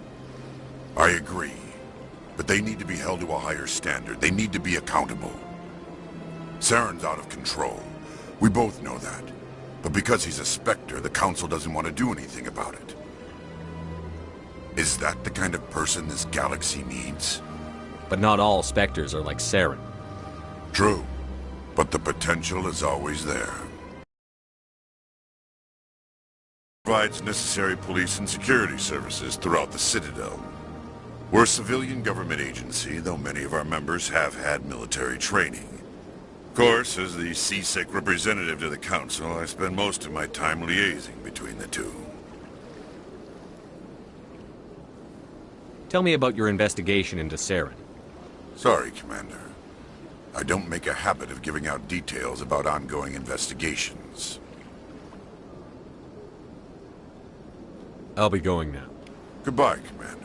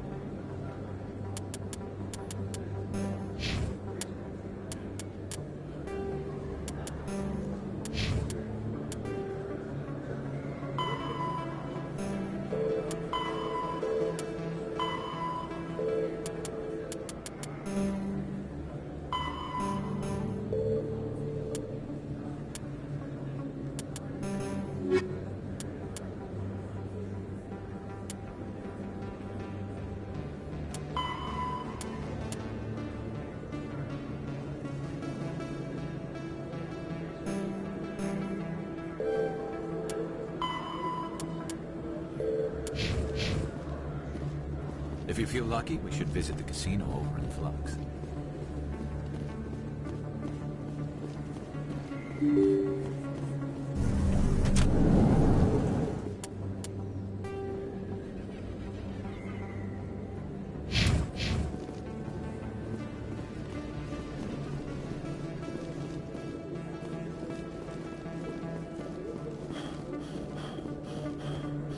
You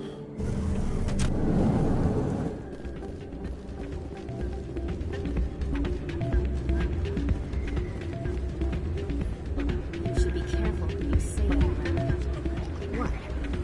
It's out of my hands. Sorry, I'm kind of busy right now. So, what can I do for you? What were you discussing with the Volus? Who, Doran? Oh, I was just asking him about my sister. See, she worked for Doran before she left to... Ugh, sorry. I don't want to bore you with my problems. I'm interested to hear what you have to say. Well, okay. My sister Jenna left here to go work at Cora's Den. The problem is, she's working as an informant for CSEC. You know, eavesdropping on the people there. If they find out what she's doing, they'll kill her. Being an informant is a dangerous job. That's what I've been telling her. I don't know. Sometimes I think she stays there just to spite me. Do you know who her contact at CSEC is? No, it's all very secret. Last time I asked an officer, he told me to stay out of it, for Jenna's safety. Maybe I could help her understand just how dangerous Cora's Den is. Would you? That'd be great. Just don't tell her I sent you. Well, I should get back to work before I get in trouble. Thanks.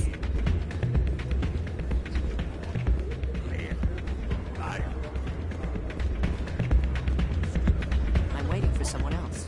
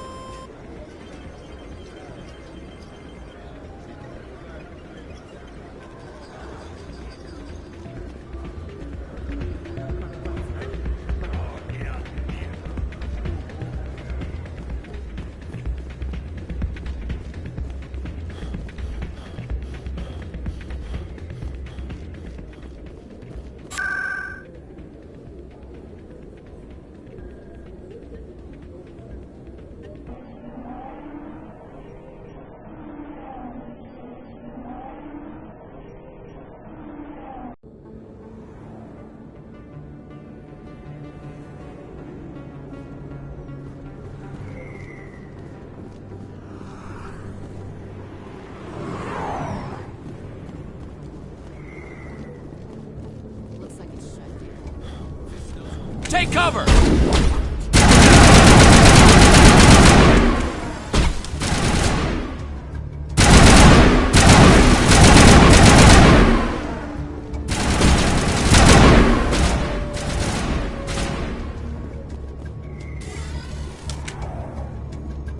That's it. Bag him and tag him.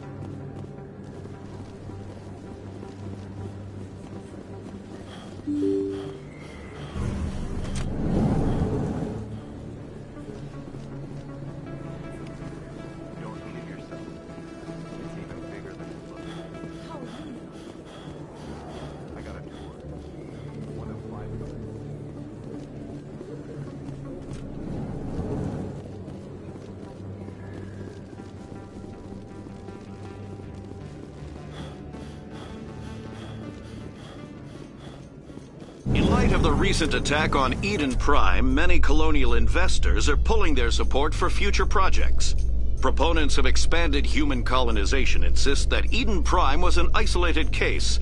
Nevertheless, colonist enrollment has dropped sharply. Many colonial proposals are on hold until backers have some reassurance that human colonies will be adequately protected.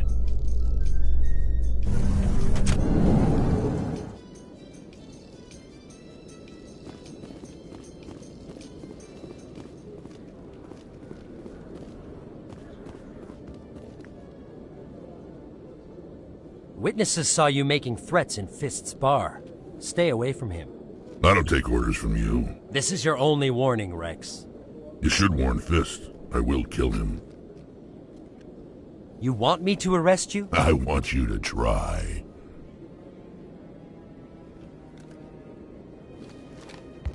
Go on. Get out of here.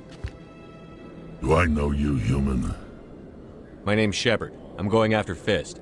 Thought you might want to come along. Shepard. Commander Shepard. I've heard a lot about you.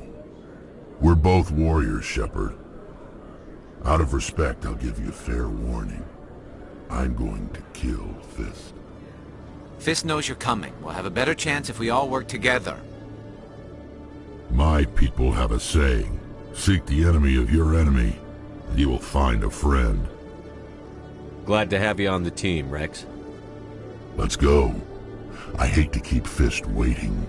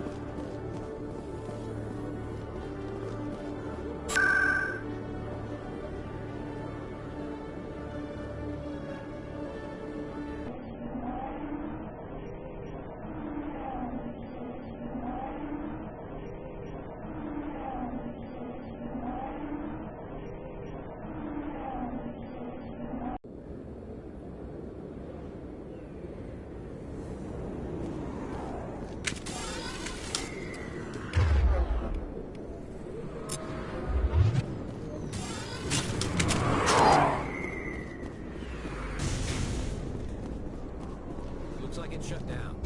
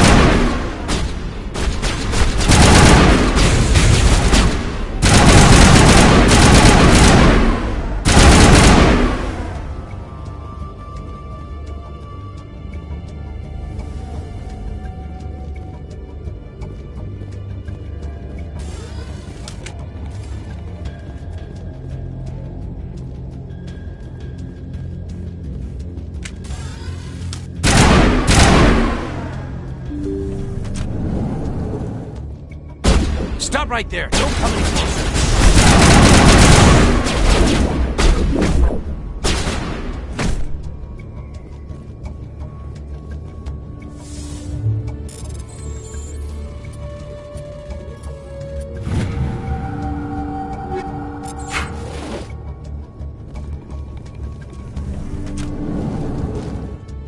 Why do I have to do everything myself?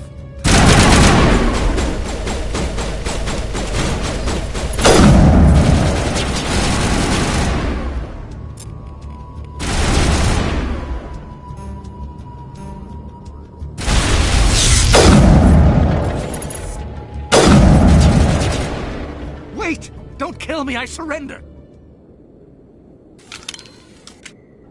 Where's the Quarian? She's not here. I don't know where she is. That's the truth.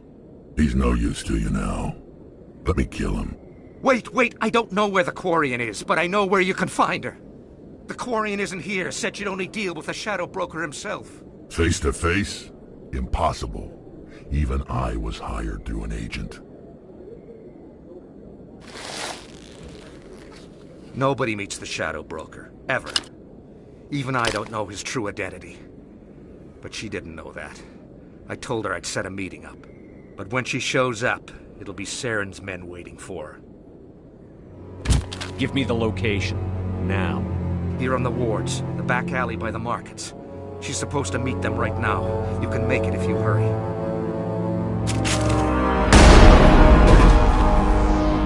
What are you doing? The Shadow Broker paid me to kill him. I don't leave jobs half done. We don't shoot unarmed prisoners. How many people died because of him? He brought this on himself. Besides, we have more pressing concerns. That Quarian's dead if we don't go now.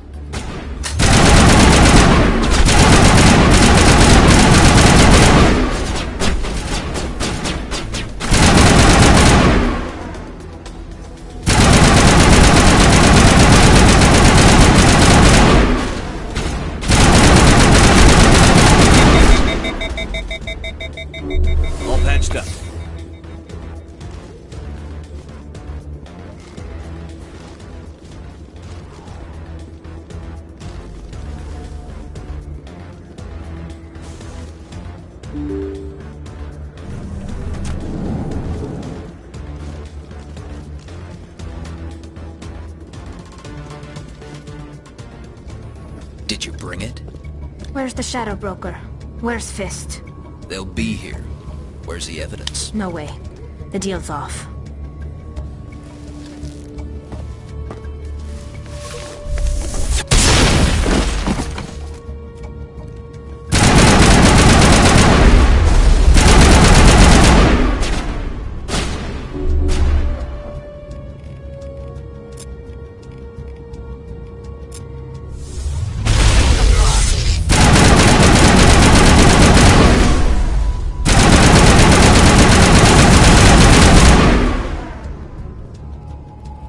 Set me up. I knew I couldn't trust him. Were you hurt in the fight? I know how to look after myself. Not that I don't appreciate the help. Who are you? My name's Shepard. I'm looking for evidence to prove Saren's a traitor. Then I have a chance to repay you for saving my life. But not here. We need to go somewhere safe. We could take her to the human embassy. Your ambassador will want to see this anyway.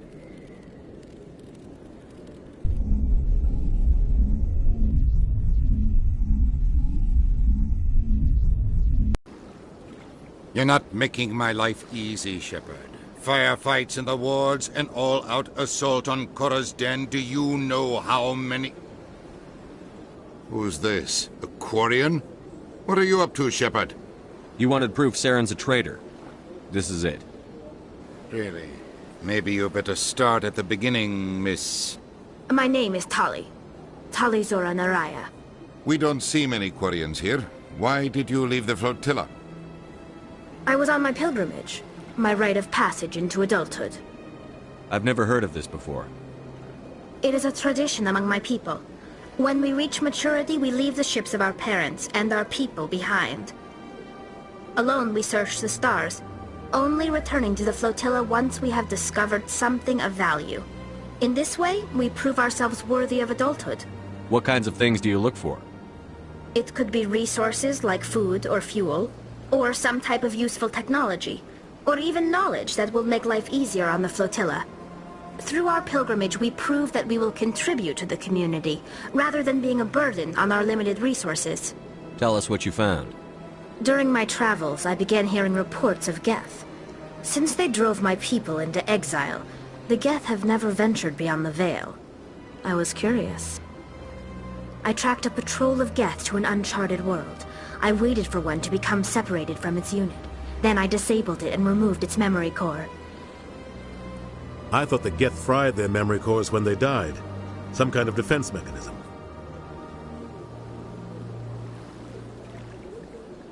How did you manage to preserve the memory core? My people created the Geth. If you're quick, careful, and lucky, small caches of data can sometimes be saved. Most of the core was wiped clean. But I salvaged something from its audio banks. Eden Prime was a major victory. The beacon has brought us one step closer to finding the conduit. That's Saren's voice. This proves he was involved in the attack. He said Eden Prime brought him one step closer to finding the conduit. Any idea what that means? The conduit must have something to do with the beacon. Maybe it's some kind of Prothean technology. Like a weapon. Wait, there's more. Saren wasn't working alone. Eden Prime was a major victory. The beacon has brought us one step closer to finding the conduit. And one step closer to the return of the Reapers. I don't recognize that other voice, the one talking about Reapers. Are they some kind of new alien species? According to the memory core, the Reapers were a hyper-advanced machine race that existed 50,000 years ago. The Reapers hunted the Protheans to total extinction, and then they vanished. At least, that's what the Geth believe. Sounds a little far-fetched. The vision on Eden Prime. I understand it now. I saw the Protheans being wiped out by the Reapers. The Geth revere the Reapers as gods, the pinnacle of non-organic life. And they believe Saren knows how to bring the Reapers back. The Council is just going to love this. The Reapers are a threat to every species in Citadel space. We have to tell them. No matter what they think about the rest of this, those audio files prove Saren's a traitor. The captain's right. We need to present this to the Council right away. What about her? The Quarian? My name is Tali. You saw me in the alley, Commander. You know what I can do. Let me come with you. I thought you were on your pilgrimage. The pilgrimage proves we are willing to give of ourselves for the greater good. What does it say about me if I turn my back on this? Saren is a danger to the entire galaxy.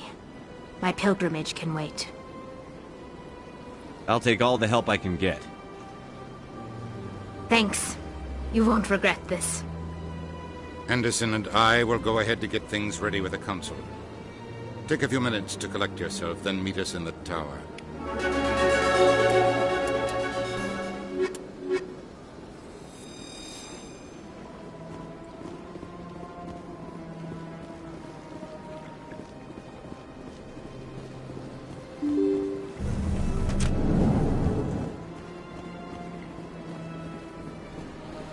Excuse me, Commander Shepard. Commander Shepard, my name is Samesh Bhatia. Forgive the intrusion, but I have nowhere else to turn. It's no trouble. What can I do for you? My wife was a Marine. She was in the 212 on Eden Prime. I've requested that my wife's body be returned to me for cremation, but the military has refused my request. Why did they refuse your request? There's got to be some reason. I don't know. All I know is that they have declared it impossible for my wife to be returned to me. There's no reason for your wife's body to be held like this. Just wait here. The man in charge of my case is Mr. Bosker. When I last saw him, he was in the expensive bar over there. Thank you for your time. I just want to give my wife a proper funeral, and the respect she deserves.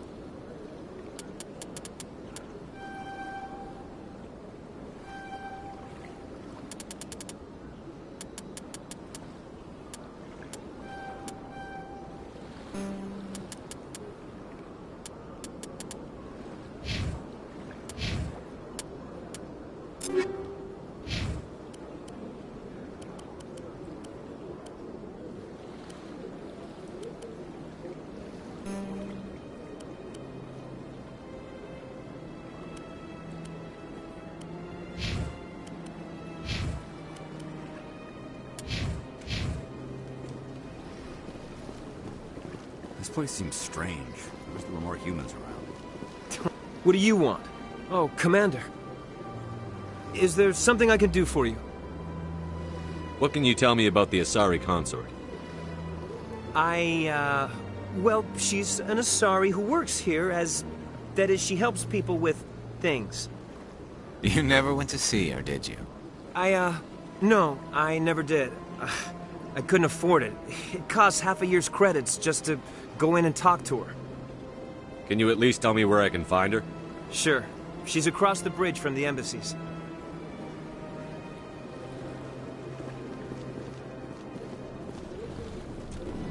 Hello, Commander. Can I get you something? What have you got? Information, mostly.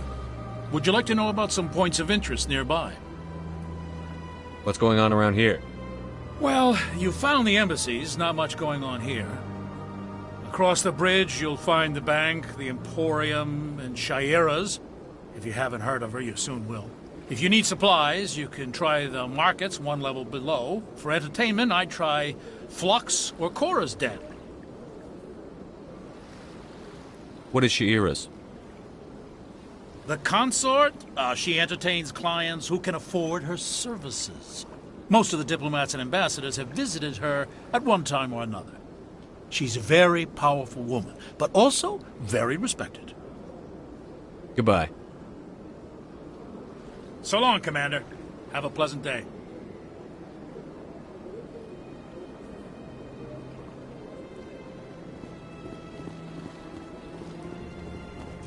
My goodness, you're Commander Shepard. Your activities made for quite a briefing in the Diplomatic Corps. Is there something I can do to assist you? Yes. A man named Samesh Bhatia is having some trouble claiming his wife's body. Ah, Mr. Bhatia. A good man in an understandably frustrating position. I wish I could help him. Serviceman Nirali Bhatia died on Eden Prime, as Mr. Bhatia no doubt told you. Her wounds are inconsistent with any type of weapon damage we've seen before. That is why her body is being held. You think her body might be dangerous or contaminated? No, Commander. Nirali Bhatia is not dangerous. Her body is in fact extremely valuable to the Alliance. The tests we're conducting may lead to better defenses against Geth attacks. Respectfully, Serviceman Bhatia may save more lives in death than she did in life.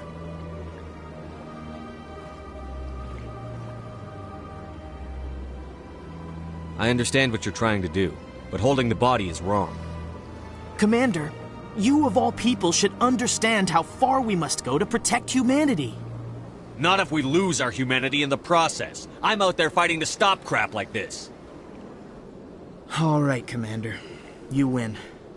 It was hard enough refusing Mr. Bhatia. I'm not going to risk an incident by refusing you.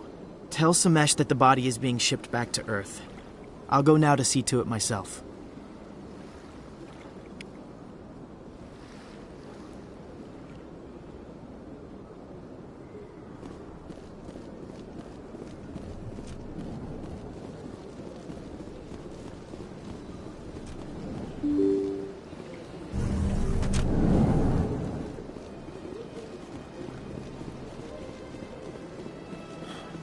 Hello again, Commander. Has there been any word? I reminded Mr. Bosker what we're fighting for. Your wife is coming home. Thank you. I will return home and begin my preparations. It does not bring me happiness, but it may bring me peace. Goodbye, Commander.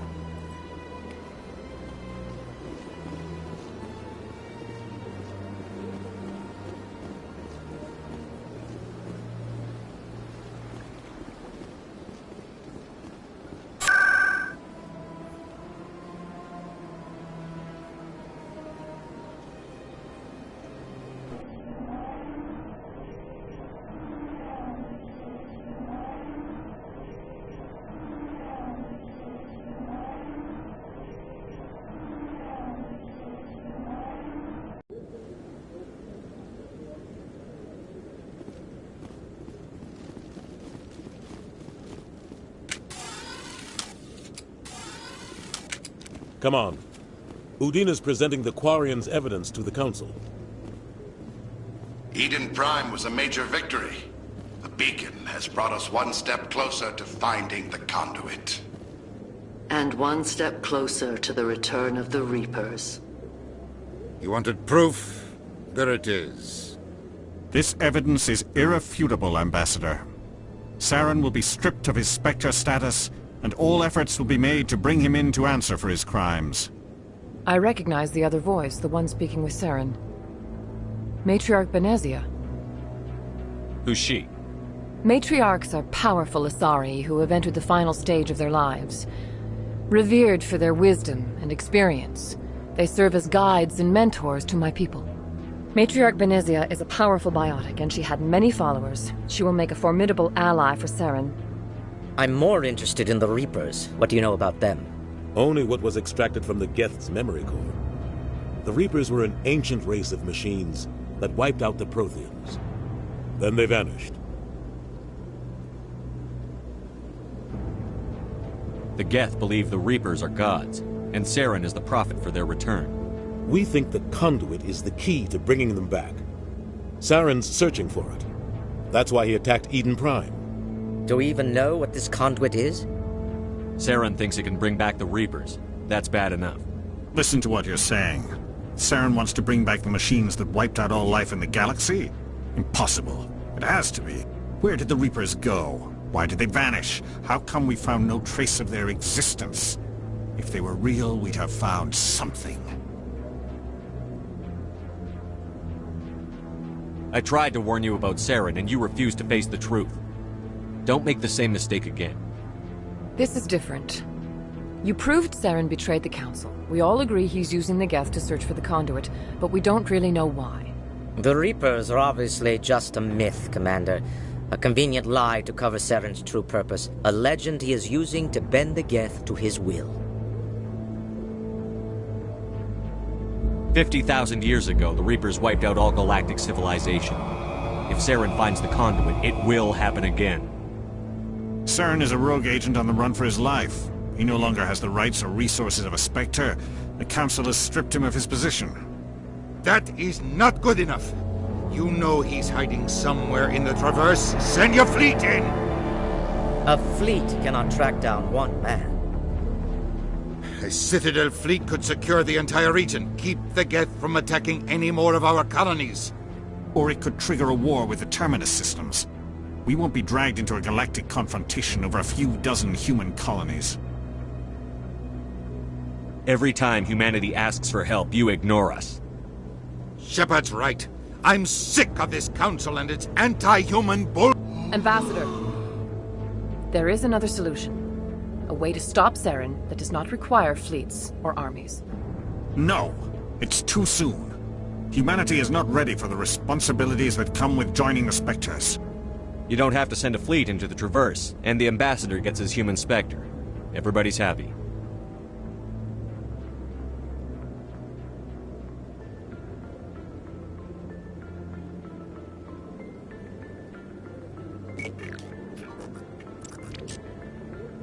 Commander Shepard, step forward.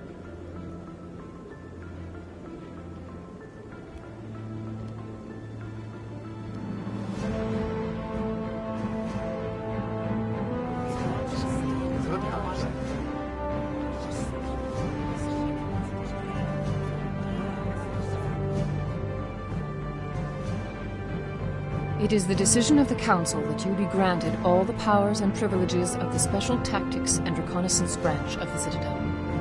Spectres are not trained, but chosen. Individuals forged in the fire of service and battle. Those whose actions elevate them above the rank and file. Spectres are an ideal, a symbol, the embodiment of courage, determination, and self-reliance. They are the right hand of the Council, instruments of our will. Spectres bear a great burden. They are protectors of galactic peace, both our first and last line of defense. The safety of the galaxy is theirs to uphold. You are the first human Spectre, Commander. This is a great accomplishment for you and your entire species. I'm honored, Counselor. We're sending you into the Traverse after Saren. He's a fugitive from justice, so you are authorized to use any means necessary to apprehend or eliminate him. Any idea where to find him? We will forward any relevant files to Ambassador Udina. This meeting of the Council is adjourned.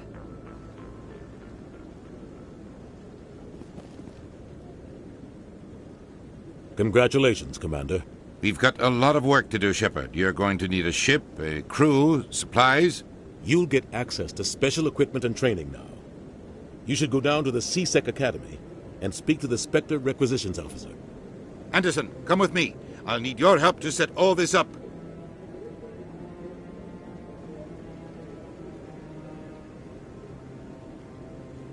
I thought the ambassador would be a little more grateful.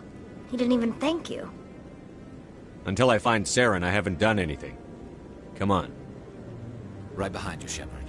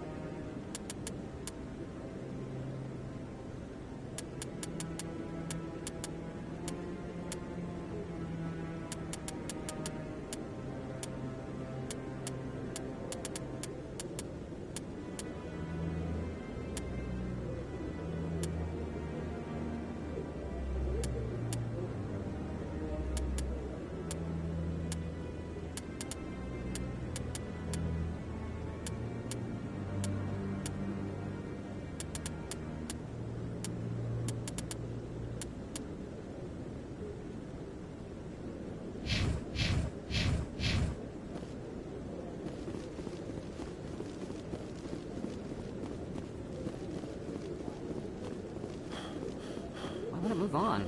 It's just standing there. What? Oh, no, I wasn't.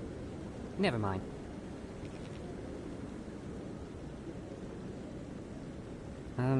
Yes, is there something you want? Why are you so interested in the Keepers? Keepers? I've got no interest in the Keepers. Don't waste our time. I can see the lie on your face, Salarian. I'm not so sure I should be talking to you about this. We're just talking. Is there something wrong with that? No. I guess it wouldn't hurt to tell you.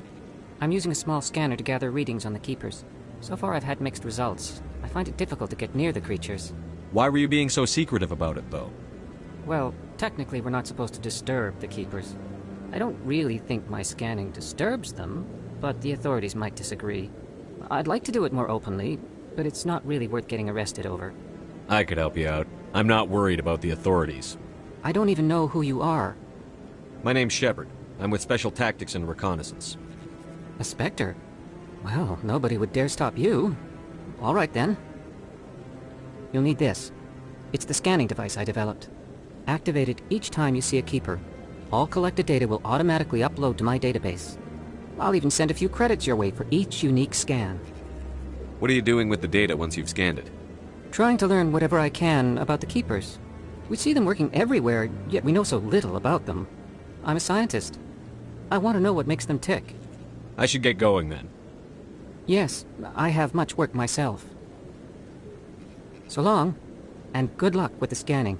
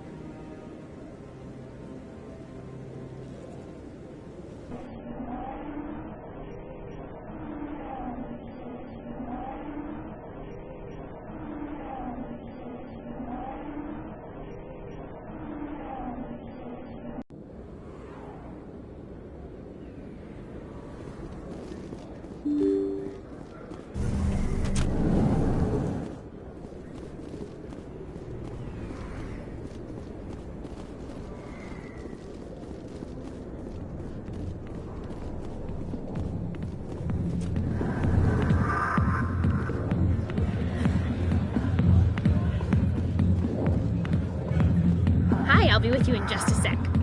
I'll wait right here. Why do I get the feeling you're not here to order drinks? I need to talk to you about your work with C-Sec. I don't know what you're talking about. Now, if you don't mind, I need to get back to my customers. This isn't a game, Jenna. These people are dangerous. Now you sound like my sister. Why is everyone so concerned about me? I can take care of myself. I need to go. I'm not a stripper. I don't get paid to stand around and look pretty. She puts on a brave face. I'm busy. The other waitresses can help you.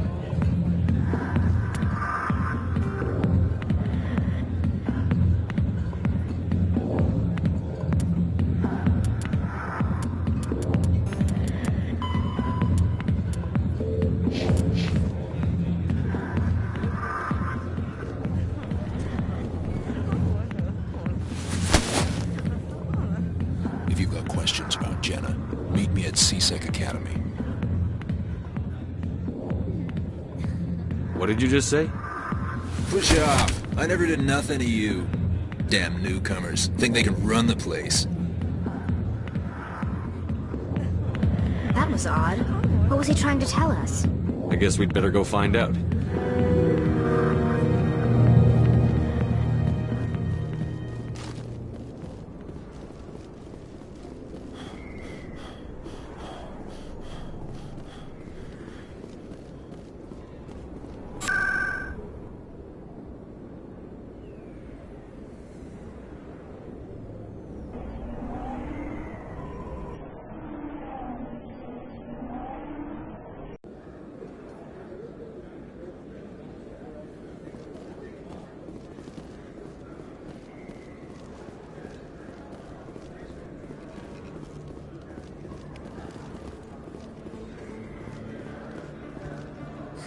Hello, Earth Clan. No doubt you've just come back from the colonies. Will you be needing supplies? What colonies are you talking about? Oh, my mistake, Earth Clan. I assumed... It doesn't matter. Pharaohs? Noveria? Well, if you haven't heard of them yet, I'm sure you will soon. But it doesn't matter where you hail from. My goods are available to all. Show me what you've got. Most excellent. I am sure you will find something pleasing.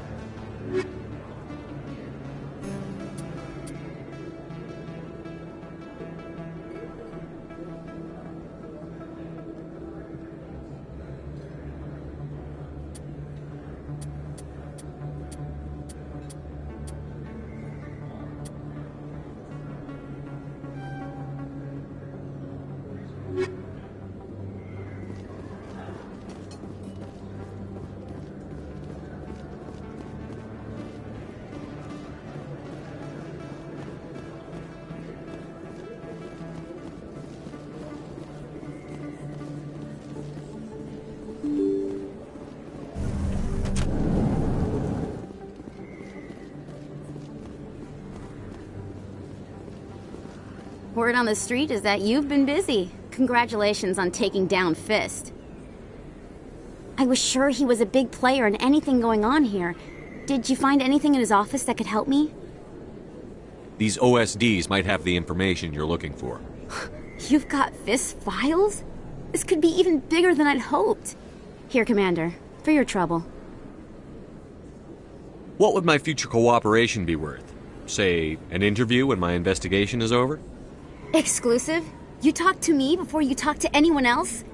That would be worth quite a bit, and I'd be very happy to compensate you accordingly. Here you are. Now, if you'll excuse me, I should go see what's on these discs.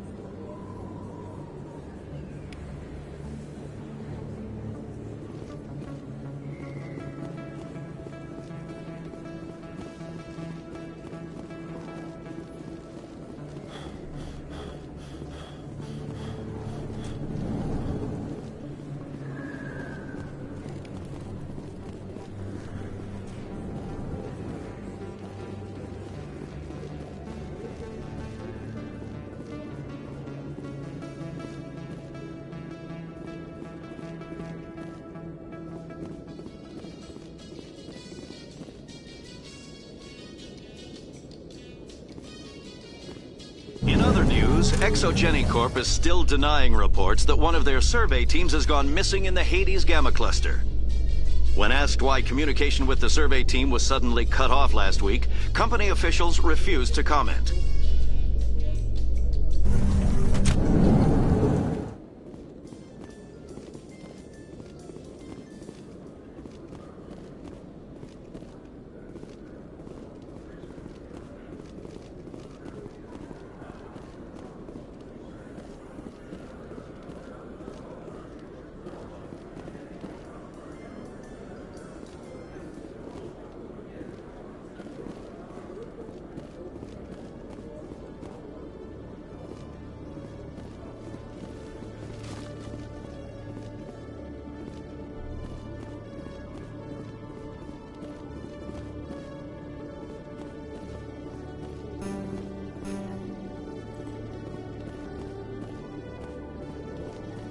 Okay, Jalil. Let me get this straight. Your business partner, Shorban, he's threatened you? Well, no, not exactly. But he wants to meet with me. I think he's going to kill me. And why do you think that? I can't really get into the details. But Shorban will kill me if I leave here unprotected. I can't help you. Not unless you give me something more to go on. I can't. I'm sorry. Then I've got other work to do. But nothing. Don't bother me unless you're willing to give me details. Hey there!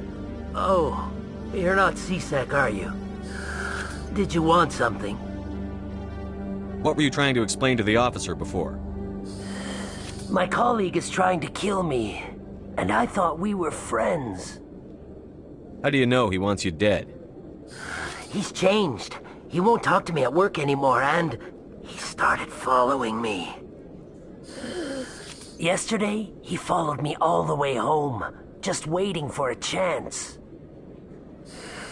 I don't care what anyone thinks. He wants me gone. I know it. Is there something I can do? Talk to your friend, maybe? Would you? That's all I want. Someone to talk to him. Tell him to leave me alone. He thinks he can just push me around, but you'll show him, won't you? Just tell me where he is and I'll go find him. Oh, right. Well, he wanted to meet with me down in the wards near the markets. He said he just wanted to talk, but I know better. His name's Shorban. He's a Salarian. You shouldn't have any trouble. He's just a scientist. Wasn't that the Salarian who asked us to scam the Keepers? The Keepers? Well, even more reason to go after him. That's against regulations. I better look into this right away. Find out what he's up to. Anything's possible with Shorban these days. Well, good luck.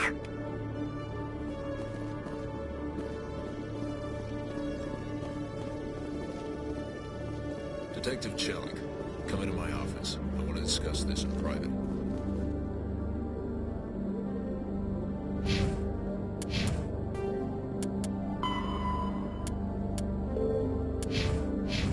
No offense, Commander, but what the hell were you thinking? I don't follow you. You could have blown Jenna's cover. We were just getting information, Chellick. I gathered that. It might seem cold letting her take all the risk, but we're keeping a close eye on her. Do you really need to risk her life to get the information you want? This job isn't easy and it's usually unpleasant. I'll take help anywhere I can find it. But since you're so concerned with her safety, maybe there's a way we can help each other. Always thinking ahead, Detective? As part of the job. Now, are you going to help me or not? I'll help you, but I need some details. I'm trying to track down an illegal arms producer. I just need some of their product. Thanks to Jenna's intel, I've learned there's a seller here on the Citadel. Meet our man named Jax. Pick up the mods and bring them back here. That'll give me everything I need. Why are you so concerned about these mods? We have access to some of the most sophisticated weaponry there is. It's what gives us our edge. What do you suppose happens when we lose that edge? These give criminals an advantage we can't afford to let them keep. I'll persuade Jax to tell me where these mods are coming from. No. You tip Jax off, and all my leads will disappear faster than you can say bad bust. Where can I find this Jax? Jax is down in the lower level of the markets. I'll send word through our channels that you're the buyer. Good luck, Commander.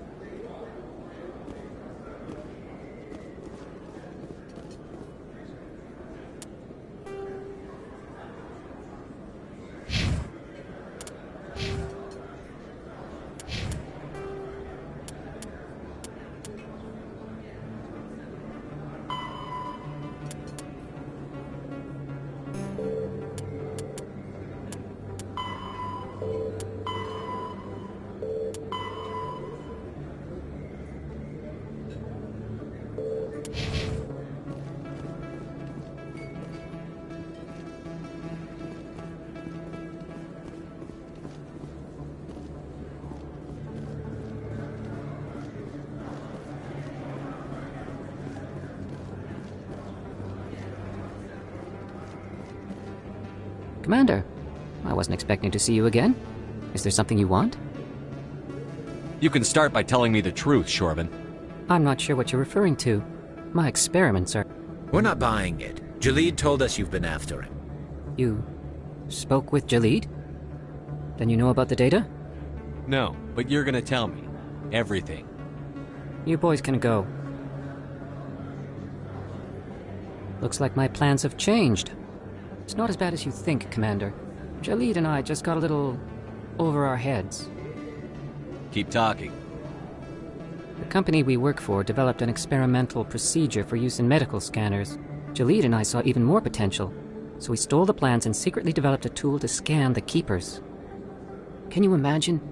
A tool that can actually get readings from the Keepers? What's so special about that? The Keepers are almost impossible to scan, and you can't capture them or get samples. They just self-destruct. After centuries here, we still don't know anything about them. Don't you see?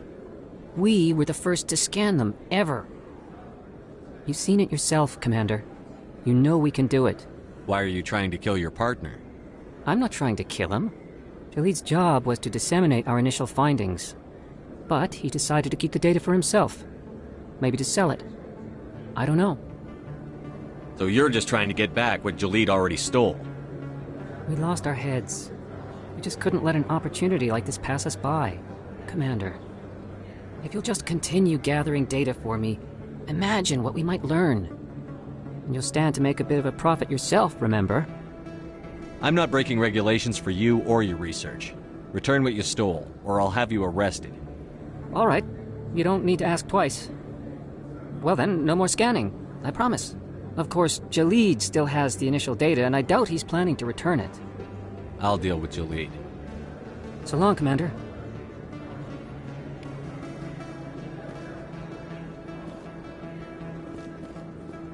Hold it. That's close enough, Army. You got my payment? Do you have the X-Mods? Show them the merchandise.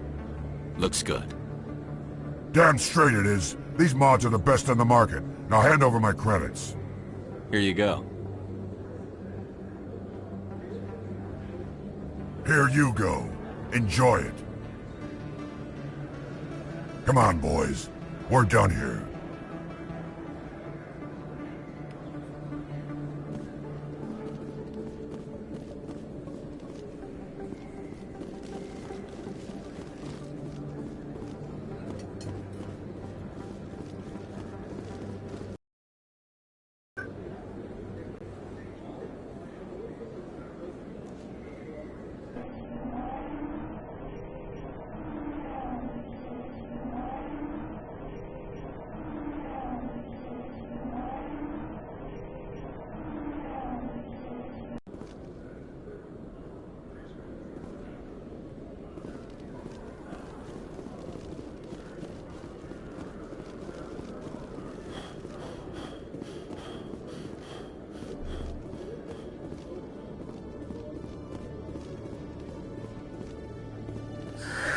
Hello again. Did you have any luck finding Shorben? I found out you've been lying to me, Jalid. Lying? Why would I lie to you? You forgot to mention the data about the Keeper. He told you? I didn't mean for any of this to happen. I was afraid Shorben would kill me to get the data, so well, I was hoping you'd take care of him. This is serious, Jalid. You could spend the rest of your life locked up. But I can't. What will happen to the data when I'm gone? Who will carry on our research? You should have thought of that sooner. But this data could be used to unravel all the secrets of the Keepers. Think what we could learn about the Citadel. Tell me more about this data. Well, it's still very preliminary, but our initial scans suggest the Keepers are as old as the Citadel itself. We might learn how the Citadel was built, or why the Keepers always rearrange things.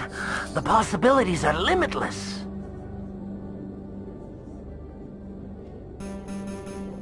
I can't let your actions go unpunished. No, please. I'll do anything. I've got credits. Let me go and you can have them. All of them. What's going on over here? Is this Volus causing you some trouble, Commander?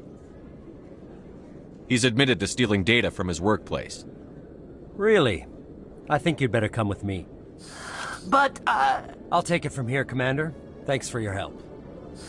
But the data, you don't know what you've done. All right, save it for your lawyer.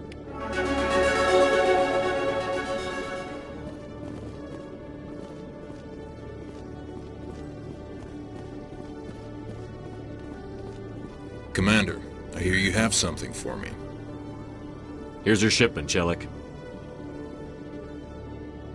Excellent. This is everything I need. Maybe more than I need. Here, Commander, take this. I won't need it, and you've earned some payment for your work. As for Jenna, I'll make sure we get her out of Kor's den immediately. Now, I need to get these mods into evidence. Thanks again, Shepard.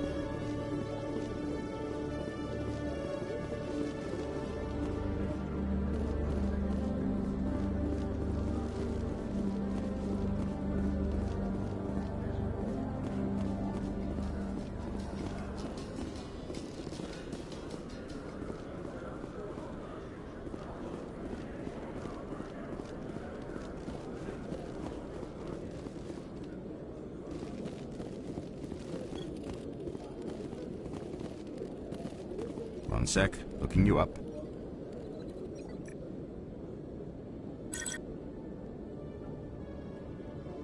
Commander Shepard, here with the Alliance military. First time on the Citadel, that about right? How did you know all that? I'm the CSEC Requisitions Officer. I need to make sure our buyers are authorized. So, will you be purchasing anything today, Commander Shepard? Show me what you've got. Sounds good. Just let me set you up. Oh, this must be a mistake. System's telling me to offer you our select stock. Spectre? Well, I heard about that, but I didn't realize it was you. Sorry, Commander. Just show me what you've got. I'll open the rare stocks for you, Commander. Enjoy.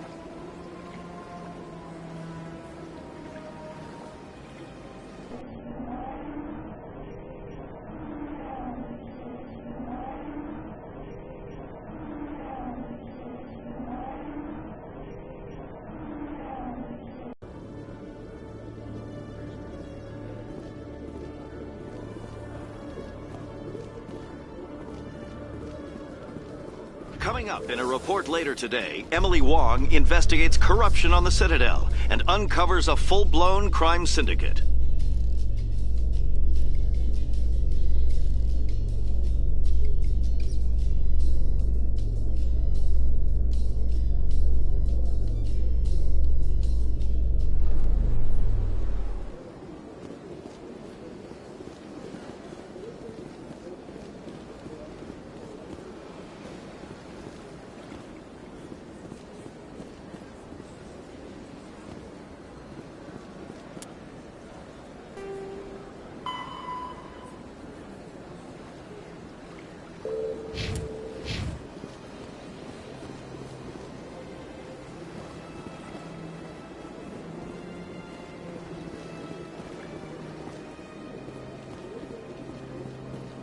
A Salarian excavation team has run into an unexpected problem after unearthing a Prothean dig site.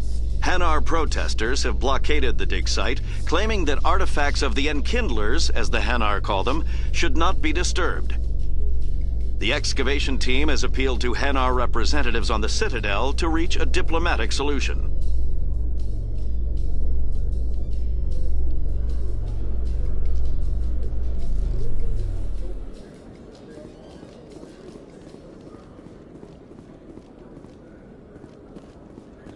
Binary Helix has settled out of court with a Krogan group that had accused the Genetics Corporation of fraud.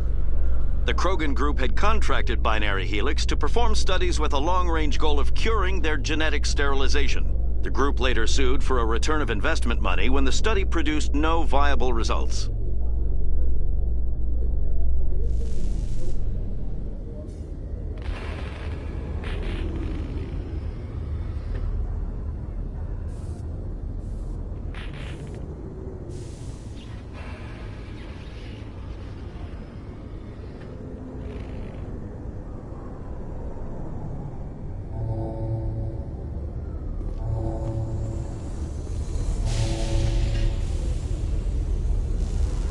I've got big news for you, Shepard. Captain Anderson is stepping down as commanding officer of the Normandy. The ship is yours now. She's quick and quiet, and you know the crew. Perfect ship for a Spectre. Treat her well, Commander. I'll take good care of her, sir. I know you will, Commander. I want the truth. Why are you stepping down, sir? You needed your own ship. A Spectre can't answer to anyone but the Council. And it's time for me to step down. Come clean with me, Captain. You owe me that much. I was in your shoes 20 years ago, Shepard. They were considering me for the Spectres. Why didn't you ever mention this? What was I supposed to say? I could have been a Spectre, but I blew it? I failed, Commander. It's not something I'm proud of. Ask me later and I'll tell you the whole story. For now, all you need to know is, I was sent on a mission with Saren, and he made sure the Council rejected me. I had my shot. It came and went.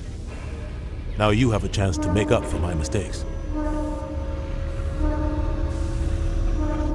I won't let you down, sir. Saren's gone. Don't even try to find him. But we know what he's after. The conduit. He's got his Geth scouring the Traverse looking for clues. We had reports of Geth in the Pharos system shortly before our colony there dropped out of contact, and there have been sightings around Noveria. Find out what Saren was after on Pharos and Noveria. Maybe you can figure out where the conduit is before he does. The Reapers are the real threat. I'm with the Council on this one, Shepard. I'm not sure they even exist. But if they do exist, the conduit's the key to bringing them back. Stop Saren from getting the conduit, and we stop the Reapers from returning. I'll stop him. We have one more lead. Matriarch Benezia, the other voice in that recording. She has a daughter, a scientist who specializes in the Protheans. We don't know if she's involved, but it might be a good idea to try and find her. See what she knows. Her name's Liara, Dr. Liara Tassoni. We have reports she was exploring an archaeological dig on one of the uncharted worlds in the Artemis Tau cluster. Sounds like we should head for the Artemis Tau cluster. It's your decision, Commander. You're a Spectre now. You don't answer to us. But your actions still reflect on humanity as a whole. You make a mess and I get stuck cleaning it up. I'll try not to make things any harder on you, Ambassador. Glad to hear it, Commander. Remember, you were a human long before you were a Spectre. I have a meeting to get to. Captain Anderson can answer any questions you might have. Yes, Commander? How are you holding up? Honestly, this isn't how I pictured my career coming to an end. Pushing papers really isn't my thing. But you're the one who can stop Saren. I believe in you, Shepard. If that means I have to step aside, so be it. Tell me what happened with you and Saren 20 years ago. It's close to 20 years ago now. Ambassador Goyle was our representative here on the Citadel. Like Udina, she wanted to get a human into the Spectres. She chose me. The Council sent Saren to keep an eye on me and evaluate my performance, just like they sent Nihilus to keep tabs on you. I think I deserve the whole story. We had intel on a rogue scientist being funded by Batarian interests. He was trying to set up a facility to develop illegal AI technology out in the Verge. Alliance intel had done all the work, but the Council wanted a Spectre involved. We compromised. I was assigned to help Saren in his investigation. We tracked the scientist to a refining facility on Kamala. He was hidden away somewhere inside, protected by an army of Batarian mercenaries. The plan was simple. Sneak into the plant, capture the scientist, sneak back out. Quick, quiet, and a minimum of bloodshed. I'm guessing things didn't go as planned. Saren and I split up to cover more ground. Then about halfway through the mission, there was a massive explosion in the refinery core. Officially, it was ruled an accident, but I think Saren detonated it on purpose to draw off the enemy guards. How many casualties? The explosion tore the refinery to shreds. The whole place was on fire. Black chemical clouds poured out into the atmosphere. Nobody inside survived. There was a camp for the workers and their families nearby. Between the fires and the toxic fumes, the final death count was over 500. Mostly civilians. Saren didn't care. The target was eliminated. Mission accomplished. And I ended up taking the blame. That ended all talk of me joining the Spectres. Saren caused the explosion. How'd he pin it on you? In his report, Saren accused me of blowing his cover. He said it was my fault the guards were ready for us. He claimed that's why it turned into a massacre. Saren's report was all the proof the Council needed to kill my chances of becoming a Spectre. Don't blame yourself, Captain. I don't. I blame Saren. I think he wanted things to go bad. He was looking for an excuse to blow that refinery. Maybe he just likes the violence. Maybe he was just trying to make me look bad to keep humans out of the Spectres. If so, he pulled it off. Why'd you let him get away with it? Who do you think the Council was going to listen to? Me? Or their best agent? I had a bad feeling about him right from the start. I should have been more careful. Maybe I could have stopped things before they got out of hand. The only thing I care about is stopping Saren. You're right, Commander. It's no good living in the past. What do you know about the Artemis Tau cluster? Not much. I've never been there myself. A handful of systems with a few small, uncharted worlds, but no real colonies. Might not be easy finding Dr. T'Soni out there. My advice is to look for the world with the Prothean ruins. Any extra intel you can give me on our colony at Pharos? The entire planet used to be one giant Prothean city. Mostly ruins now. But some of the infrastructure is still intact. The colony tried to build on what the Protheans left behind.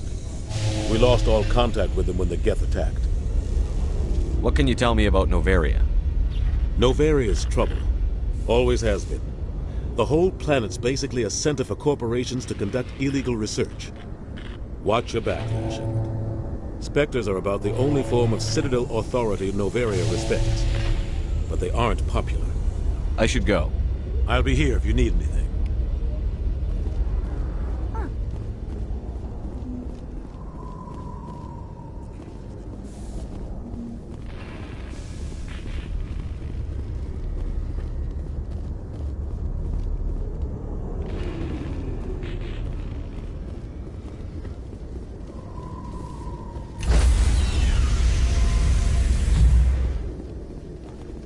Stand by, shore party.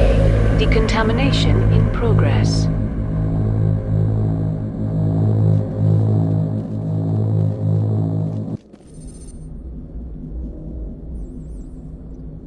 I heard what happened to Captain Anderson.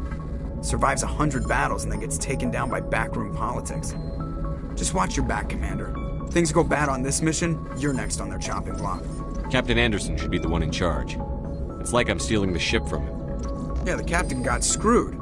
But it's not like you could have stopped it. Nobody's blaming you. Everyone on this ship's behind you, Commander. 100%. Intercom's open. If you got anything you want to say to the crew, now's the time. This is Commander Shepard speaking. We have our orders. Find Saren before he finds the conduit. I won't lie to you, crew. This mission isn't going to be easy. This began with an attack on a human settlement in the Traverse. But we know Saren won't stop there. His Geth armies aren't going to stay on the far fringes of Citadel space. For too long, our species has stood apart from the others. Now it's time for us to step up and do our part for the rest of the galaxy. Time to show them what humans are made of. This is the most important mission any of us have ever been on. The fate of an entire galaxy is at stake. We will stop Saren, no matter what the cost. Well said, Commander. The captain will be proud. The captain gave up everything so I could have this chance. We can't fail. Yes, sir.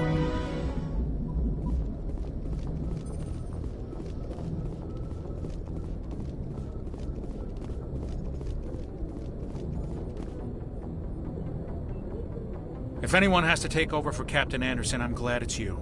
I'm not sure about having non-humans on our ship, though. We're all on the same team here, Presley. With all due respect, sir, that's what they said about Nihilus. Look how that turned out. Speak freely, Presley. I want to know if you have a problem with non-humans. It's not that, Commander. Humanity has always handled its own problems. Saren attacked one of our colonies. We should be the ones to stop him.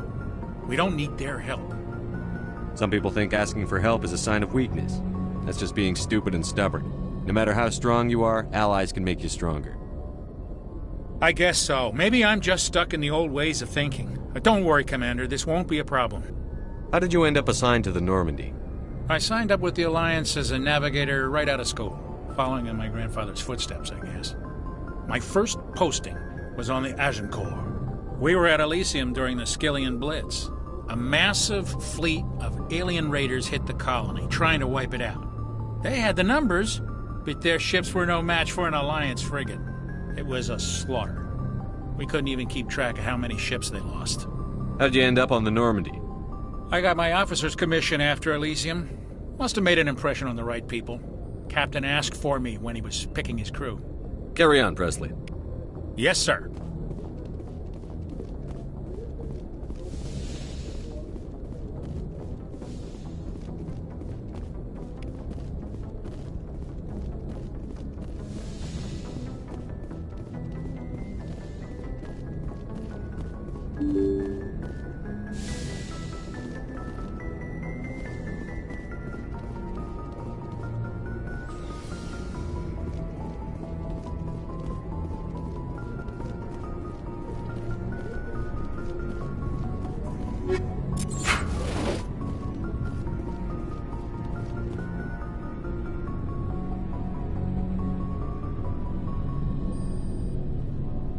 Anything you need, Commander?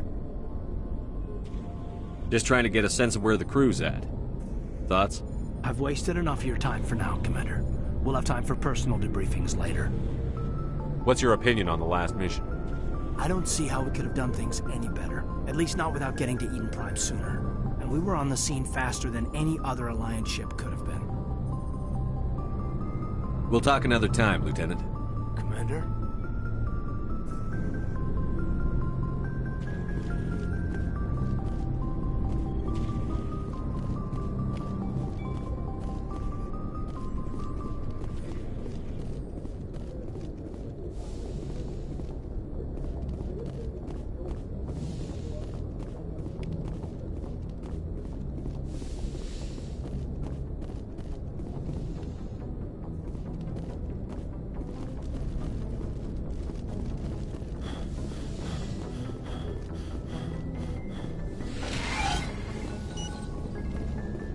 Yes, Commander? Is there something you need?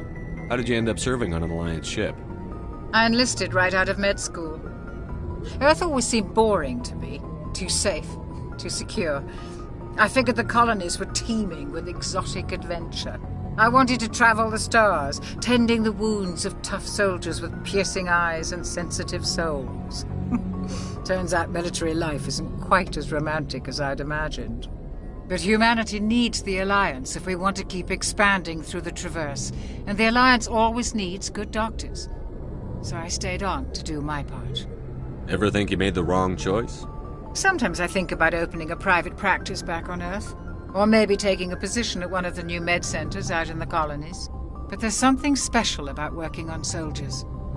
If I left the Alliance now, I'd feel like I was abandoning them. How well do you know the Lieutenant? I'd never worked with him before this mission, but he has an impressive service record, over a dozen special commendations. Tends to keep to himself, though. Maybe because of the headaches. It's not easy being an L2. What does that have to do with it? Well, most biotics now use the L3 implants. Lieutenant Alenko was wired with the old L2 configuration. Sometimes there are complications. What kind of complications? Severe mental disabilities, insanity, crippling physical pain. There's a long list of horrific side effects. Caden's lucky. He just gets migraines. I should go. Goodbye, Commander.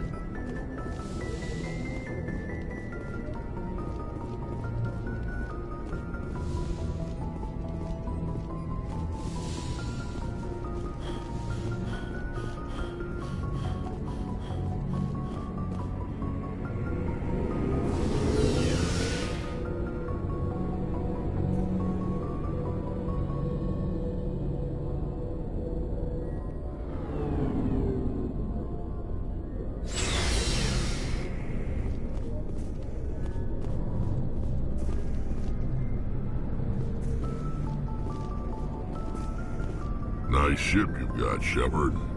What can I do for you? What's your story, Rex? There's no story. Go ask the Quarian if you want stories. You Krogan live for centuries. Don't tell me you haven't had a few interesting adventures. Well, there was this one time the Turians almost wiped out our entire race. That was fun. I heard about that. You know, they almost did the same to us. It's not the same. It seems pretty much the same to me. So your people were infected with a genetic mutation? An infection that makes only a few in 1,000 children survive birth? And I suppose it's destroying your entire species? I suppose it isn't all the same. I don't expect you to understand, but don't compare humanity's fate with the Krogan. Sorry, Rex. I wasn't trying to get you upset. Your ignorance doesn't upset me, Shepard. As for the Krogan, I gave up on them long ago. The genophage infected us, but it's not what's killing us. Are your people really dying? We're sure not getting any stronger. We're too spread out. None of us are interested in staying in our own system. Lots of species have left their homes and prospered. But they go to colonize new worlds. We're not settlers. We're warriors. We want to fight. So we leave. Hire ourselves out. And most of us never go back. What can you tell me about the genophage? Ask the Salarians if you want details. They made it. All I know, it makes breeding nearly impossible. Thousands die in stillbirth, and most never get that far. Every Krogan is infected. Every one. And no one's rushing to find a cure. Why don't the Krogan try to find a cure? When was the last time you saw a Krogan scientist? Ask a Krogan. Would he rather find a cure for the genophage or fight for credits? He'll choose fighting every time. It's just who we are, Shepard. I can't change that. Nobody can.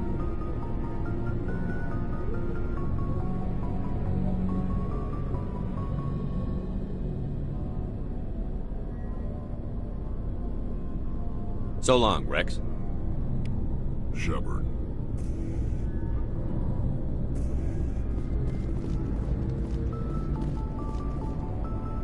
Commander?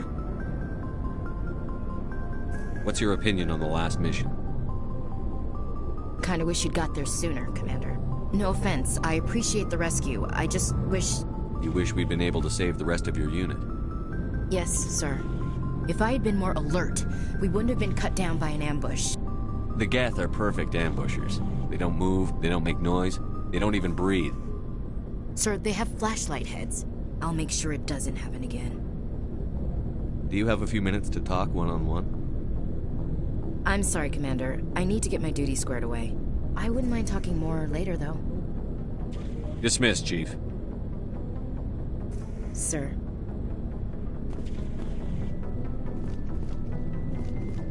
Thanks for bringing me on board, Commander. I knew working with the Spectre would be better than life at CSEC. Have you worked with a Spectre before? Well, no, but I know what they're like. Spectres make their own rules. You're free to handle things your way. At CSEC, you're buried by rules. The damn bureaucrats are always on your back. For the most part, the rules are there for a reason. Maybe. But sometimes it feels like the rules are only there to stop me from doing my work.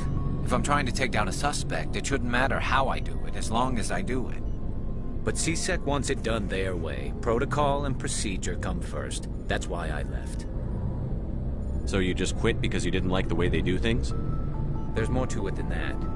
It didn't start out bad, but as I rose in ranks, I got saddled with more and more red tape.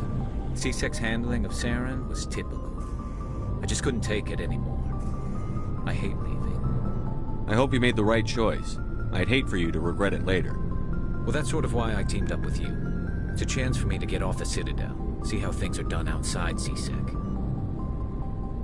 Either way, I plan to make the most of this. And without C-Sec headquarters looking over my shoulder, well, maybe I can get the job done my way for a change. If getting the job done means endangering innocent people, then no. We get the job done right, not fast. Got it? I wasn't trying to... I understand, Commander. Hey, Commander. Looking for some extra supplies before you head out? What have you got? Whatever you want. Armor, weapons, mods. It's not standard Alliance issue, but that's not necessarily a bad thing. Well, as long as you don't mind paying for it. Why should I pay you for my weapons and armor? My stuff doesn't come from the Alliance. I have to purchase it myself, and it's not cheap. Hell, the licenses alone have set me back more than I'd like. But no licenses, no goods. Without the goods, I'm out of a job. What are licenses? Why do you need them? Manufacturers sell licenses. Each license allows me to buy and sell a certain brand of products. I already have several basic ones, but you'll need to buy more if you want me to bring in different brands. Many of the best licenses are hard to get, but they're well worth the cost if you can find them. What do the different manufacturers offer? There are too many for me to keep track of, but each license will explain what it's good for. How often will you get new items? Well, that depends on how many licenses you've purchased, but I'll rotate items on a regular basis regardless. And anytime we land someplace with a big enough port, I'll buy, sell, and trade whatever I can. Check back often. I need to move items quickly, so only the most basic items will be stocked consistently. Let's see what you've got. You bet, Commander.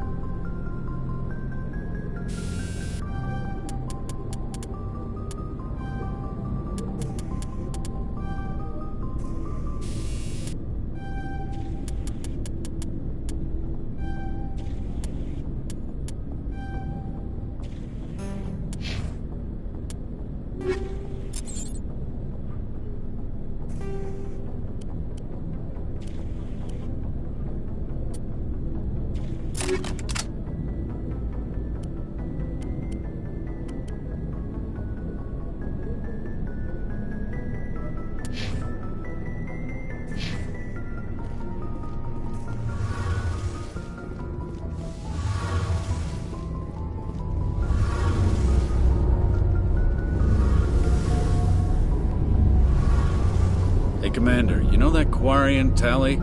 She's been spending all her time down here asking me about our engines. I'll tell her to leave you alone. What? No, she's amazing. I wish my guys were half as smart as she is. Give her a month on board and she'll know more about our engines than I do. She's got a real knack for technology, that one. I can see why you wanted her to come along. I figured she'd be a real asset to the team. You got an eye for Tali, Commander, but I'm guessing that's not why you came down here. Fill me in on the IES stealth systems. How does it work exactly? You can't hide a ship out in space. They emit too much heat and radiation. Too easy for sensors to pick them up, unless you find a way to capture those emissions. So our stealth systems trap the energy we give off in storage sinks built into the ship itself. No emissions to give away our location. Eventually the sinks have to be vented. More than a few hours silent running and they overheat. Cook us inside our own hull. There's no way for anyone to detect us? A visual scan can still pick us up. Anyone looking out a window can see us plain as day. But you have to be pretty close to get an actual visual out in space. Most vessels rely on scanners. As long as the stealth systems are engaged, they can't see us. Not unless we accelerate to FTL speeds. Why doesn't it work with faster-than-light travel?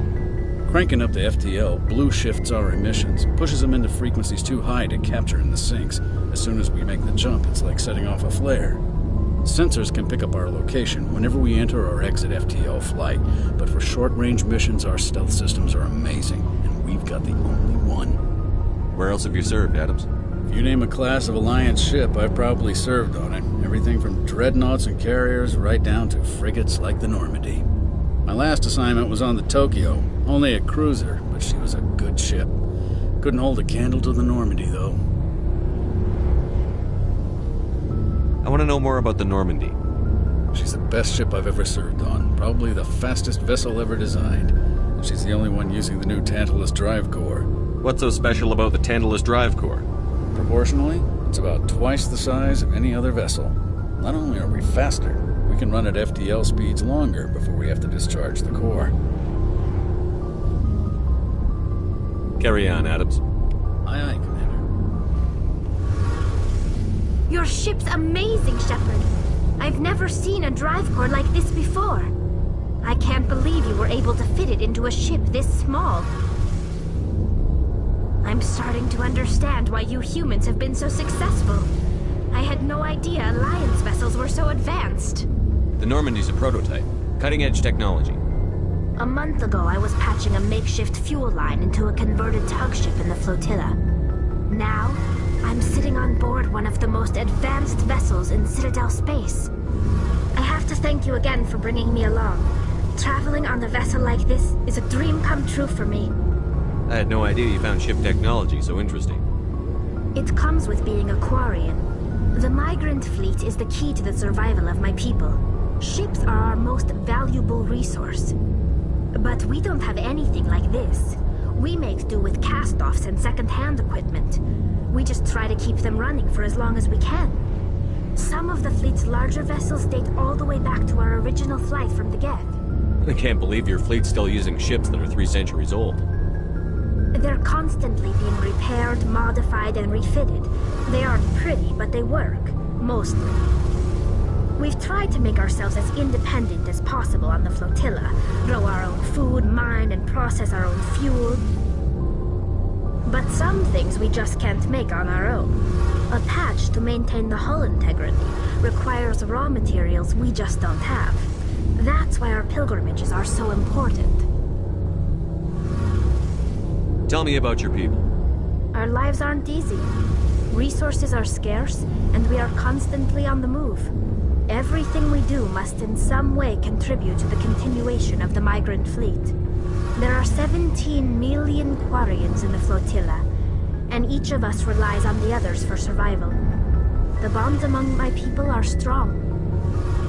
Unfortunately, we have had to surrender many of the freedoms and civil liberties other species take for granted. What kind of freedoms? Well, it's illegal for parents to have more than one child. If our population grows too much, it would strain our resources to their breaking point. Of course, we also can't allow our numbers to become too few. If our population is in decline, the rule against single births is temporarily repealed. In extreme cases of population decline, incentives are even offered to encourage multiple births, though the Conclave hasn't had to take such measures in nearly a century. That's your government. The Conclave is our civilian branch of government. Each ship can elect a representative to serve on the Conclave and make decisions that affect the fleet as a whole. On matters that affect an individual ship, however, the captain has the final say. It's a tradition that dates back to the early days, when the fleet was governed by martial law. Fortunately, most captains nowadays are smart enough to have an elected council from their crew to give them advice and guidance. So the ultimate power rests with elected officials. In practice, the Conclave and the respective council for each ship tend to set the rules that govern our daily lives. But in theory, we are still under military jurisdiction. The 5 top-ranking military officials in the fleet serve on the Admiralty Board. These 5 have the power to overrule any decision by the Conclave in case of emergency. To do so requires unanimous agreement among the Admiralty, and they can only do this once. After that, the entire board must resign their posts. It's a safeguard that served us well. In nearly 3 centuries, the Admiralty Board has only overruled the Conclave 4 times. I want to know more about the Geth. I doubt I can tell you anything you don't already know. It's been almost 3 centuries since they drove my people into exile. All I know is the story of their origins. What they were when we created them, and how they turned on us. Interesting. The Geth were originally created to serve as an automated manual labor force. Initially, their intelligence was as limited as any VI. Over time, we made small modifications to their programming to allow them to perform more varied and complex tasks, bringing them closer and closer to true AI status. How come the Council didn't step in and stop you? This wasn't true AI research. We may have been skirting the bounds of the law, but we never did anything that was actually illegal. The changes were so insignificant, so gradual, that we were able to control them. Or so we thought. But one thing we underestimated was the power of the neural network. 1 million Geth thinking simultaneously created an inherently unstable matrix. So, the Geth share brain power? Many of the Geth's logic systems were designed to work in concert with other nearby Geth. Basically, the more of them you have in a group, the smarter they are. So there's some sort of group consciousness? No, nothing like that. They cannot share sensory data or information. Their programming cannot handle that much simultaneous input. Each Geth maintains an individual awareness and identity. The neural network only operates on a process-based level. It's basically the synthetic equivalent of a subconscious.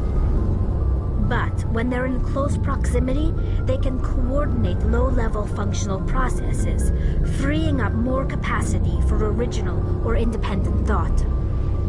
That doesn't make any sense. I'm probably oversimplifying. The Geth are incredibly advanced and complex creations. All you need to know is that they get smarter when they gather in large numbers.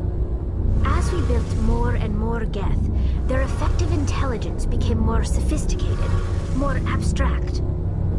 One day, a Geth began to ask its Quarian overseer questions about the nature of its existence.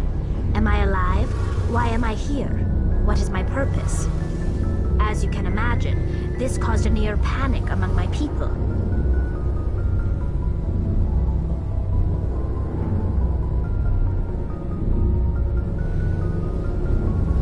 I don't see what's so bad about those questions. The Geth were created to engage in mundane, repetitive, or dangerous manual labor. That's fine for machines, but it won't satisfy a sentient being for long. The Geth were showing signs of rudimentary self-awareness and independent thought. If the Geth were intelligent, then we were essentially using them as slaves. It was inevitable the newly sentient Geth would rebel against their situation. We knew they would rise up against us, so we acted first.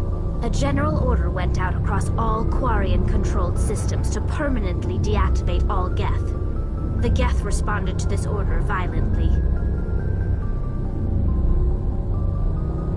You can't blame them for fighting for their survival. We had no other choice. The Geth were already on the verge of revolution. By acting quickly, we had a chance to end the war before it began. The hope was that most of the Geth would still be little more than machines, incapable of organized resistance. But they had progressed much further than anyone anticipated.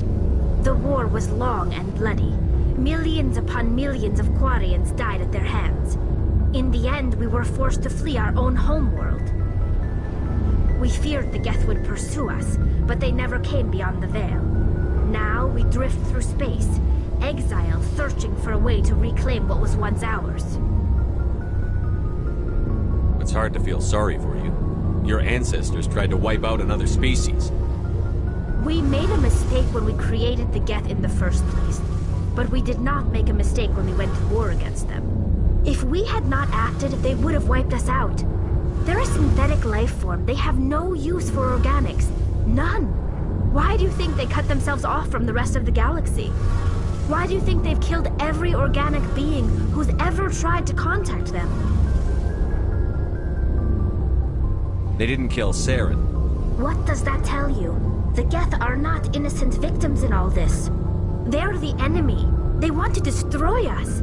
Not just the Quarians. All organic life. That's why they've joined up with Saren. And that's why we have to stop him. I want to know more about the pilgrimage. When my people reach maturity, we leave our birth ships and seek acceptance with a new crew. It's necessary to maintain genetic diversity among the fleet. But no ship wants to accept someone who will be a burden on them. So, to prove our worth, we embark on a pilgrimage. We set out alone, leaving the flotilla and our families behind us. We only return once we have found something of value we can bring back to the fleet. This is presented as a gift to the captain of the respective ship we wish to join. If the gift is accepted, we are welcomed into the crew. Can a captain choose to reject the gift? That doesn't happen often. Most captains are eager to increase the size of their crew.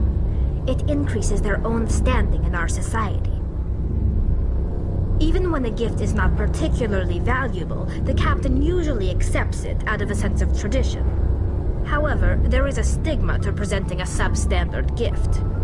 It's not the best way to make a good impression on a new community. Most pilgrims don't return until they find something worthwhile. I can't believe they just send you off alone. It's not like they just cast us out. Before we leave, we are given lessons in how to survive outside the flotilla, and given gifts to help us on our journey. We also receive implants to fight off sickness and disease. Generations of living in an isolated and highly controlled environment have left our immune systems weaker than most. By the time we leave the fleet, we are well equipped for the pilgrimage. This is a rite of passage for all Quarians. If it were dangerous, our numbers would suffer. Virtually every pilgrimage ends with a triumphant return and the ritual presentation of the gift to one of the fleet's captains. I want to talk about something else. Like what? I should go. See you later.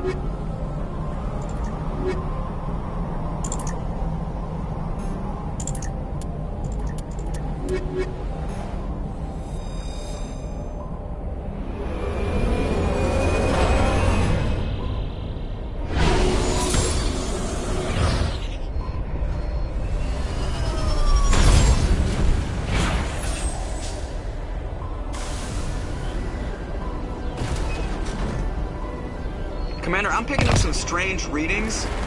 Really strange, like off the damn charts. It looks like it's coming from an underground complex a few clicks away from the drop zone.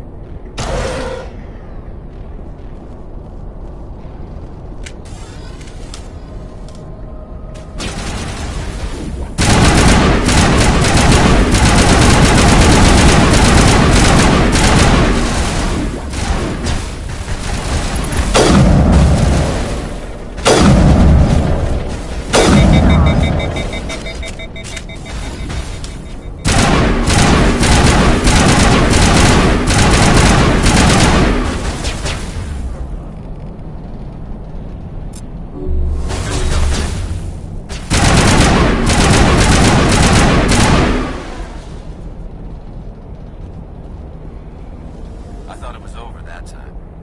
Good as new.